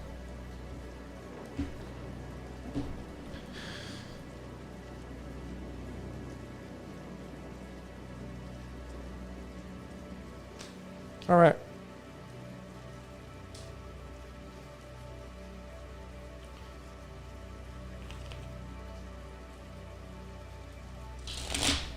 We may have been hijacked, our reality. Well, that's possible. But it's being allowed if we have been hijacked. Use the context, go back to nature again, look inside your body, you have an immune system. Inside the immune system, you have the killer cells, the white blood cells, etc. Those were created for a purpose, a job. What's the job of the immune system? To make sure your body has a high immune system and it can ward off pathogens, bacteria, parasites, etc. The job of your immune system was given to it to ward off, to destroy and kill, to take care of invaders that come into the body. That's its job. Okay, great. Now that we have that established, and that's not even my opinion, that's a fact. Okay, so what is the job of the immune system? To fight off the pathogens, bacteria, and parasites. Great. What created the pathogens, bacteria, and parasites? It has to be the same creator that created your immune system, because it wouldn't have given the job to ward off the pathogens, bacteria, and parasites. So if our reality has been hijacked, it was allowed to be hijacked. Just like your body's allowed to have pathogens, bacteria, and parasites to invade it, to take you down. It's called decay. It's called death. It's allowed to happen. Okay. Archaics, yeah, I got to contact Jason, actually. We're supposed to do me, him, and Jordan are supposed to do another round, a second round of us three. So thanks for reminding me that. And then Morpheus says, do I answer personal questions on Patreon? Sure.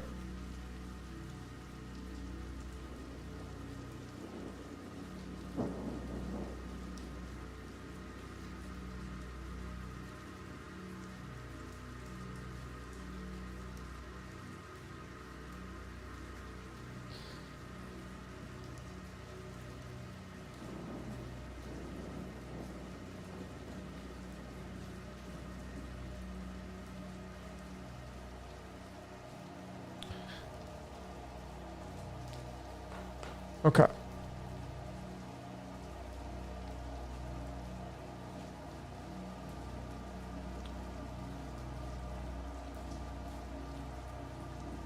So TJ, you think the computer world's going to pop soon? Okay. I just don't see that happening.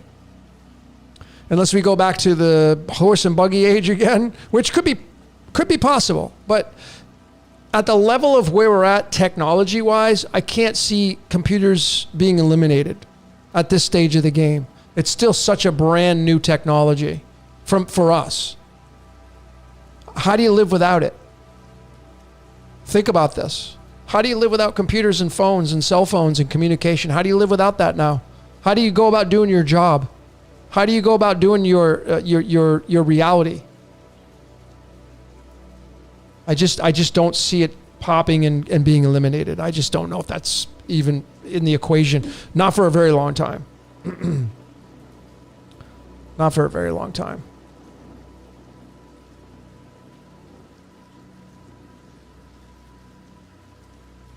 The last question, Morpheus, your birthday, I mean, September 9th, that's a humanitarian birthday, but I would have to go look at your charts and your tarot cards. And I mean, it's a lot to, and I'm, like how much time do I spend on this? If I give you all that kind of goods, and everybody else is going to want something on their birthday, et cetera, et cetera. But you have the Two of Diamonds, that's card number 28. We're talking about Lucifer, September 9th, the Two of Diamonds card. Let me just double check that. Yep, Two of Diamonds card, which means your spirit card is the Six of Clubs. Two of Diamonds is a Jesus Christ Lucifer card. It's the juggler. Lot of heavy hitters in this reality with the Two of Diamonds. The president of Russia, Putin, Two of Diamonds. The president of China, Two of Diamonds. Donald John Trump, Three of Diamonds. A lot of diamonds. Lucy in the sky with diamonds. All predestined, folks. Six of Clubs is the messenger card. Okay? Light, Lucifer, the light bringer, it's a messenger. Light delivers messages. All right. So let's go to some cards, and then we're going to end this. What's your question 68?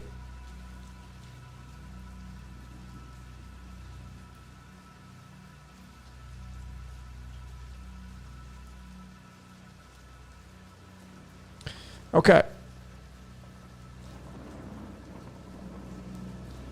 I hope you like the music in the background. Got some ambient, like Blade Runner going on, just to kind of set the mood, the tone. I like to have a little music in the background as I go through these presentations. As you know, I've kind of done this from the very beginning in all my presentations. Okay. So we're gonna ask the tarot, like, what's going on? It's so funny. Look at this, like, fighting on the bottom of the deck, but it's loose. And folks, this is for fun. Okay? This is for fun. This is for fun. You got to figure out how this story is going to fit into your life, because this is general. So many times I do these readings. I pull cards. I'll tell all of you this. I look back and it's like I can see my life there. It's like, was it for me? Well, yes, but it was also for all of you. You got to find the context of what this message is in your life.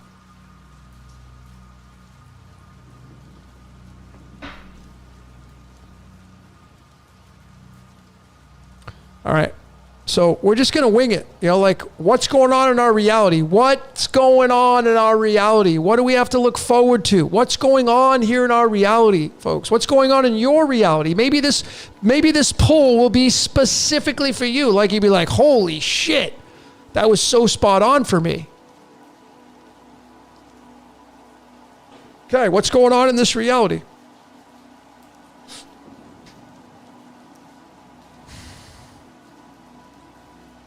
Okay, here we go. First card. And I just kind of twiddle my fingers over there, and then this is kind of how my methodology is. I just go and I pull a card out. And the first card for tonight's What's Your Question number 68 is the card, the Temperance, card 14. Now, where do we go from there? This right here, by the way, you see that angel? And it's got 2 chalices. Well, you see, this is a Trinity card because the angel is going to represent the pulse of light, and the 2 chalices are going to represent the transverse electromagnetic wave that chases the pulse of light. See, the pulse of light, when you turn the flashlight on, that's the angel. The angel's the pulse of light. And then the light that shines, you can't see the light in between. Well, you can. It'd be in between here and there. This is a transverse electromagnetic wave in this sense. The DNA's in there. The double helix is in there. The dollar sign is in there. Temperance, 14. This is going to be tied to the house of Aries the Ram. This card is Aries the Ram. Tied to Mars. Okay, let's go from here. Where do we go from there? Temperance, 14. The second card to pull out for What's Your Question number 68. What's going on in reality? What do we have to look forward to? Yada, yada, yada. Thank you so very much. Whatever is using me to do this whole thing, it's kind of fun. We have the card, we pulled the card of today. It's still today. We got 5 minutes left here in Mexico, where it'll change to 12 a.m., but we're still at the 6 of diamonds. You'll see the card right to the right of me there on the wall. Because today, the November 1st date, is the 6 of diamonds. It's funny, it's 111, right? Go look at what the 111 is in the binary system. When you get triple ones, quadruple ones, 5-1, go look at the binary system. Every number will have a binary number attached to it, by the way. It's computer code. But we now have the 6 of diamonds here. So we have balance, and we have service to others. Literally, we have third-party situations going on here in the context of 3. We have the Trinity with the Temperance card, holding 2 chalices, and the angel in the middle is the one that's controlling those 2. And then you have the 6 of Pentacles there with the individual, which would be the angel, again, feeding to those 2 people at the bottom. So you see the 2 chalices of the 2 people, back to back. Bam! Right there. Let's get another card. See what this whole thing's taught. Well, like, what is this saying here? Balance, service to the world. A lot of balance here. Third card for What's Your Question 68 is the 7 of Pentacles, following up past the 6 of Pentacles. This is the 71st card in the deck. This is tied to Lucifer, by the way, the light bringer. 71 is tied to lutetium on the periodic table. That's the numbers of Lucifer, according to Manly P. Hall. And I got it pegged as that. This 7 of Pentacles is the 7 of Diamonds. That's card 33, tied to Jesus. See, this is the if you can look at it, see, the God, God would be the individual standing there, and it's swept up all those pentacles right there. And the context of this card is, it's like, okay, now that I've swept all this stuff up, what am I going to throw away and what am I going to keep? What am I going to throw away? What am I going to keep? What's staying and what's going? So we have balance, and we have now the contrast of what I'm going to get, what's going to be dead weight and trimming the fat, and then what I'm going to keep in my life that's going to propel me and move me forward. The 4th card in the deck on What's Your Question 68 is going to be the 12th card in the deck, the Hangman. Now we have the shadow side of yourself. This is tied to Alice in Wonderland. The Queen of Hearts is this card. This is, you see, there's enlightenment there, but it's surrendering to that enlightenment. I don't know what this means just yet, but let's keep going. The Hangman. Okay, let's do another card. What's your question 68? What do we have to look forward to? What's going on? What's going to happen? Yada, yada, yada. So now we get the 25th card in the deck. It's the Three of Wands. This card right here, by the way, is another Lucifer card. It's the Game Master. Thomas John Ellis, the guy they casted to play Lucifer on Netflix, the show. This is his birth card. Coincidence? No. Three of Wands, another 3. We have the Temperance, which has got 3. The 6 of Diamonds, which has got 3. And now we have another 3 with the Three of Wands. This is launching long-term plans. This is like the traveler figuring out, okay, I'm going to go on this plan. Now I'm going to go and do this kind of stuff. This precedes the Two of Wands, which is the world in the palm of your hands. And you're saying, okay, now I'm the Futurist card, which is the Elon Musk card, his birth card. And then once you figure out what you've launched your plans, now it's time to go set those things in motion. That's this. Setting your plans and now moving into motion. You've marketed them in your mind. You've figured them out. And now you have moved them into motion. Three of Wands. Okay, so let's keep going. See if I can interpret this thing here, because we got a hot mess going on with all these cards, not knowing where this is going to go. I'm completely improvising this here. Okay. The 1, 2, 3, 4, 5, 6 card in the deck for what's your question 68. Where are we going? What's going on? Yada, yada, yada. We have to throw some confusion in here for me here to make this even more challenging to interpret. We now have the Two of Swords, and this card being card number 52. And you can see like this Two of Swords right there. If I place an infinity symbol over there, you'll see it. You maybe see it now. If I place an infinity symbol over there, can you see it? With the swords? This is tied to the Elohim, by the way. But this is past, present, and future. This is another 3. Wow, a lot of 3s tonight. The person in the middle holding the 2 swords. The trifecta there as well. 1, 2, 3, 4, 5, 6. All right, let's do one more. We'll do 7, and then I'll see if I can clarify this stuff. Let's see what we can get.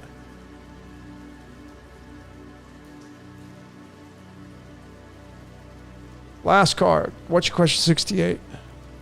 Where are we going? What's going on? Yada, yada, yada. Well, bam, we have the Star card. Great, great finisher card to top this thing off. We could talk about the chakras here, but again, what does this mean for you in your life? Let me analyze this a little bit.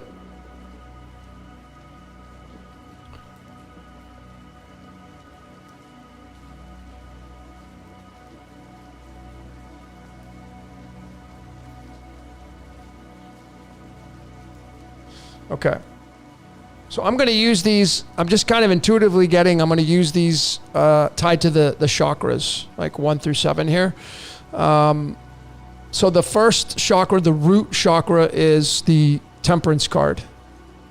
Now, what I'm going to say is, like all the main things that are happening on the world stage right now that are negative, like the news, the things that are trying to do, like the shootings. See, those things that are happening are they're archetypes. They're designed to keep you out of balance. See, they're designed to keep you stuck down in the lower chakras. They want to keep you down in the root chakra where fear is. Fear has to surrender and it has to release and go up through the crown. Go back to source, back to love. The transition of that, the transmutation of that. So in the first position, you got your root chakra, you better be balanced there. This is what I feel is suggesting here. You got to be balanced there. In your sacral chakra, which is all about humping, sex, procreation,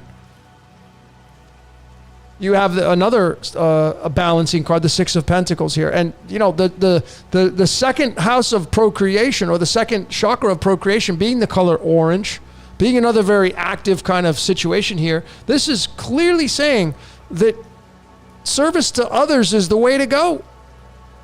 How do you procreate in this reality? Service to others. I mean, it is the card of the day there on the wall, right next to me. So the message today for November 1st, be a leader in the service to others. If you want to give to others.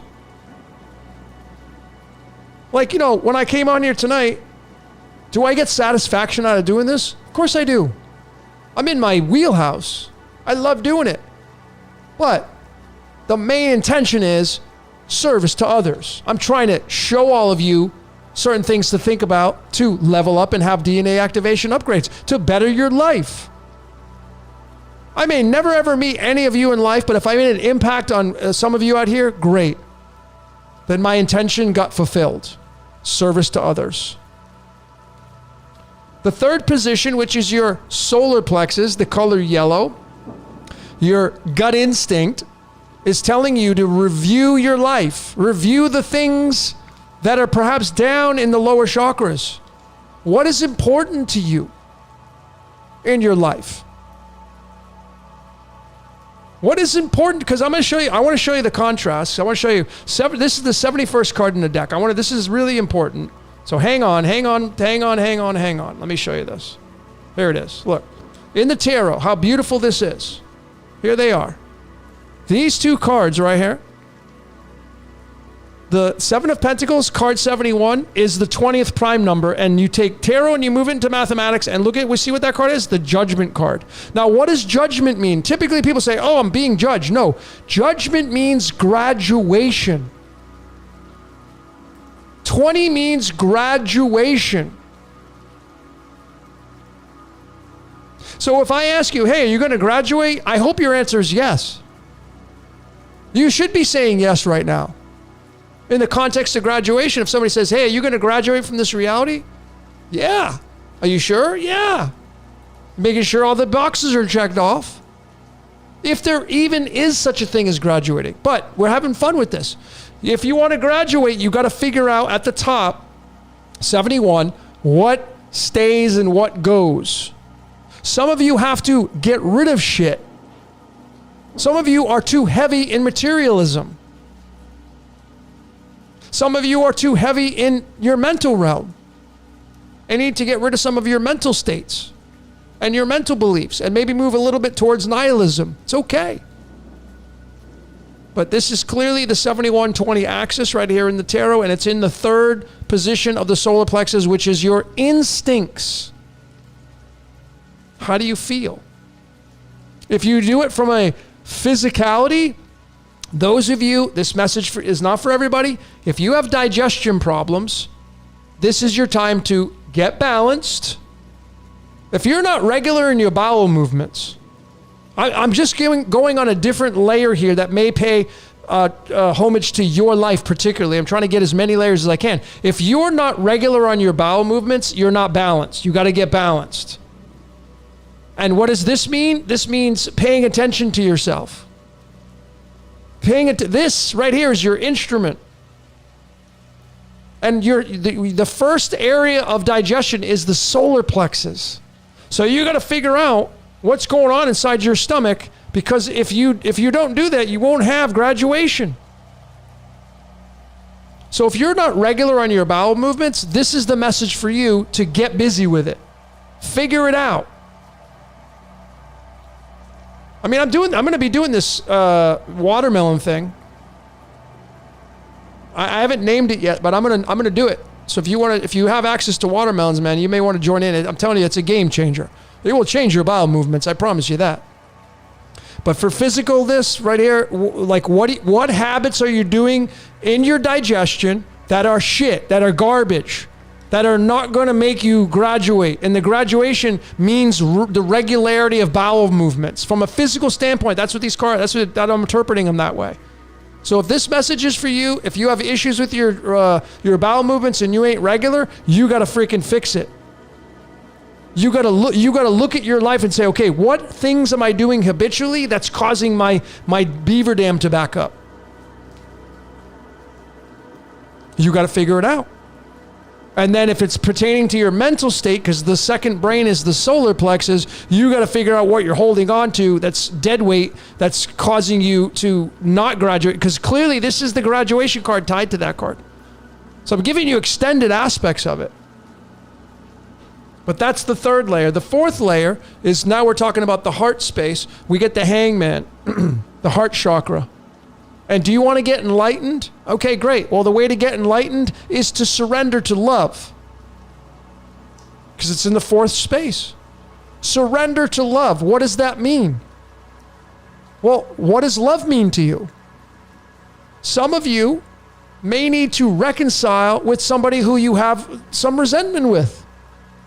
Some of you need to let go of some things that you're holding on to because you're trying to be right.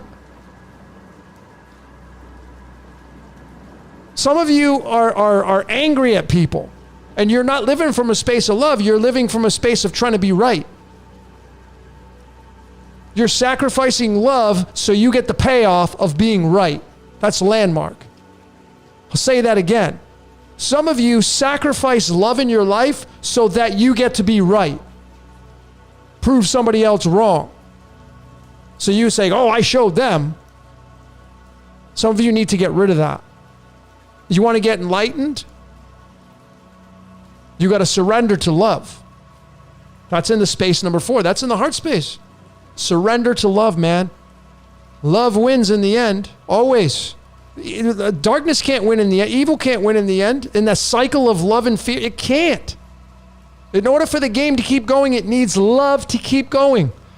Humping, the game needs players. Humping, love, lust, sex. Love always wins. It keeps this game moving forward. Oh, I love doing that. Oh, I love making those things. That's what keeps this game going. Not hate. I hate those things. That doesn't keep this game moving. So some of you need to surrender to the fact that you need to make up. You need to get rid of the people that you have resentment towards. You need to go say you're sorry, even if you're not in the wrong. Or you just need to lay down your sword and not move forward. Some of you love trying to be right and proving others wrong, and then you don't get no love in return. And you wonder why your life is broken, but yet you know it all. You got it all figured out. So love is in the hangman position. Number 5, the throat chakra. We have the 3 of Wands, launching long-term plans. This is the traveler. So this card right here to me clearly says right now what you should be doing is, if you're feeling like going on vacation, freaking go book it. Go do it. This is an action-based card. It's an action-based chakra. Go launch your plans. Go do it. Tomorrow's not guaranteed with this 3 of Wands. This is a card of travel and launching your plans and moving things into action. And it's an idea-based energy because it's a wand, which means mental. So if you're thinking about, and if you're thinking about moving, if you're too afraid to go say something, go say it. Go do it. In the 6th position, in the third eye position, we have the 2 of Wands. 2 of Swords, excuse me. And this card is a card of like, let me think about it. Indecision. It's an indecision card, so maybe you need to meditate on it. Hey, let me think about that. You have this great thing that you want to do. It may sound too good to be true. Let me think about it. Indecision, right? If you got an opinion from a doctor, if a doctor gave you an opinion, maybe you need to go get a second one. If you feel any indecisiveness in your life, meditate on it. Don't ask for the answer. Give thanks that the answer is coming. There's a difference. Remember, ladies and gentlemen, gratitude is the highest form of emotions. Gratitude. And then the last position in the crown at the top, we have the star card. I mean, it doesn't get any more self-explicit than that. Being the star of your movie. This has been consistent in these tarot readings that I've been doing for the collective now. Being the star of your movie. 17 is the 7th prime number. 7 is the 4th prime number. 4 is your blood types. You're all tied to the star card. Be the star of your movie at the crown position where the light comes down on top of your head.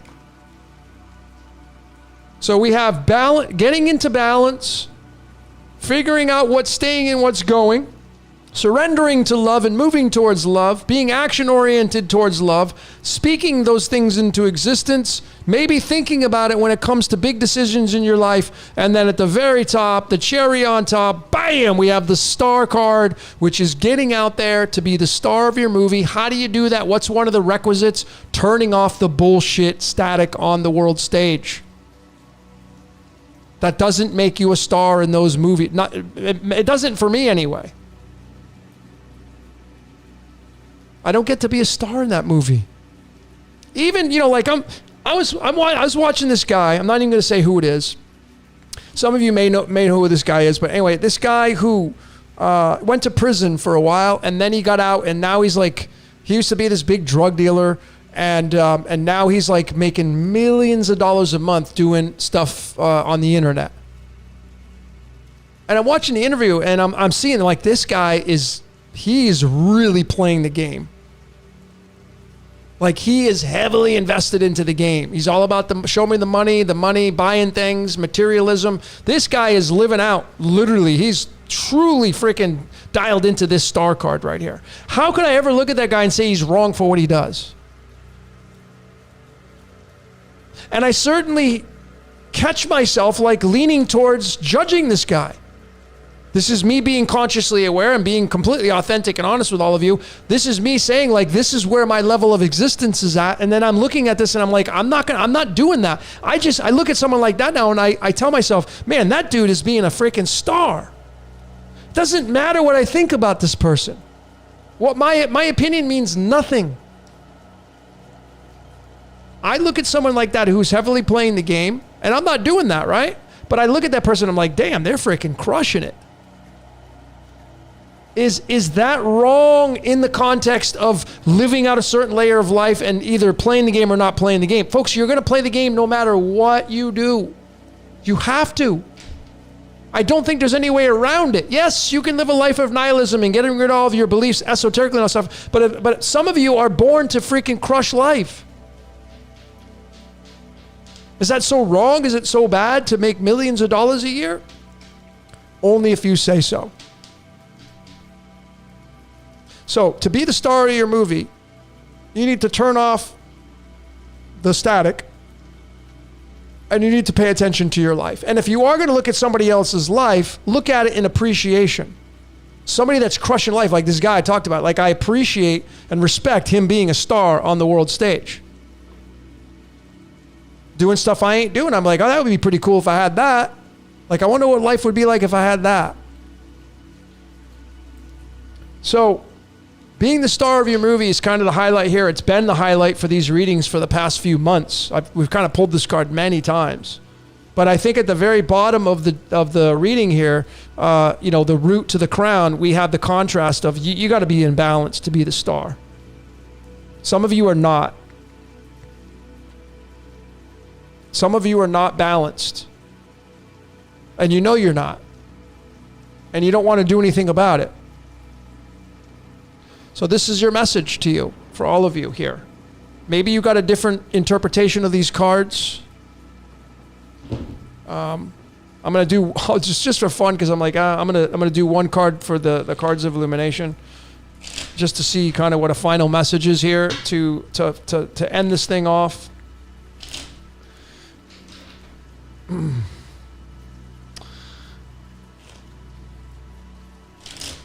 Okay. So let's just pull one card from the cards of illumination here, and let's just kind of see an overall finalization for this reading, for the collective, for this group, for the world, for you personally. I'm going to get one card, maybe even for me, who knows? I mean, like I said, sometimes I go back and I look and I'm like, damn. So the one card, look at that, 5 of diamonds, card 31. Tied to astrology, tied to Christianity, tied to the game of life, tied to the 31, and the 31's tied to the future. It never ends. This is the card that's tied to the future, folks. It never ends. That's the message I got for you here. Don't worry about it. It never ends, man. Go do you. Be the star, man. You're the star, Truman. Go be the star of the movie. So that's what I got, ladies and gentlemen. Let's see. Now I'm going to pick a song here to play for all of you. I'm going to play this one right here. This is The Midnight. This song right here, it's called Static. It's one of my favorites of all time. It's off of the album Timecop 1983. The Midnight, called The Static. And if you listen to the lyrics of this song, you kind of got a little bit of more nuggets on how this reality works. All right, ladies and gentlemen, that's all I got. A big shout out to all of you great decoders. Thank you, each and every one of you, for showing up here today, wherever you're at in the world. Big shout out to the moderators, Pamela and Steven. Appreciate all of the Patreons. And ladies and gentlemen, it's been a fun experience. Watch Your Question 68. Looking forward to Saturday with Tommy and Thomas for Tommy Truthful's podcast on the show Loki this coming Saturday, November 4th, I think it is. Saturday night, Saturn night, we're going to be discussing Loki. So be sure to show up on that. And big shout out to all of you great decoders. Until next time, ladies and gentlemen, we will see you later.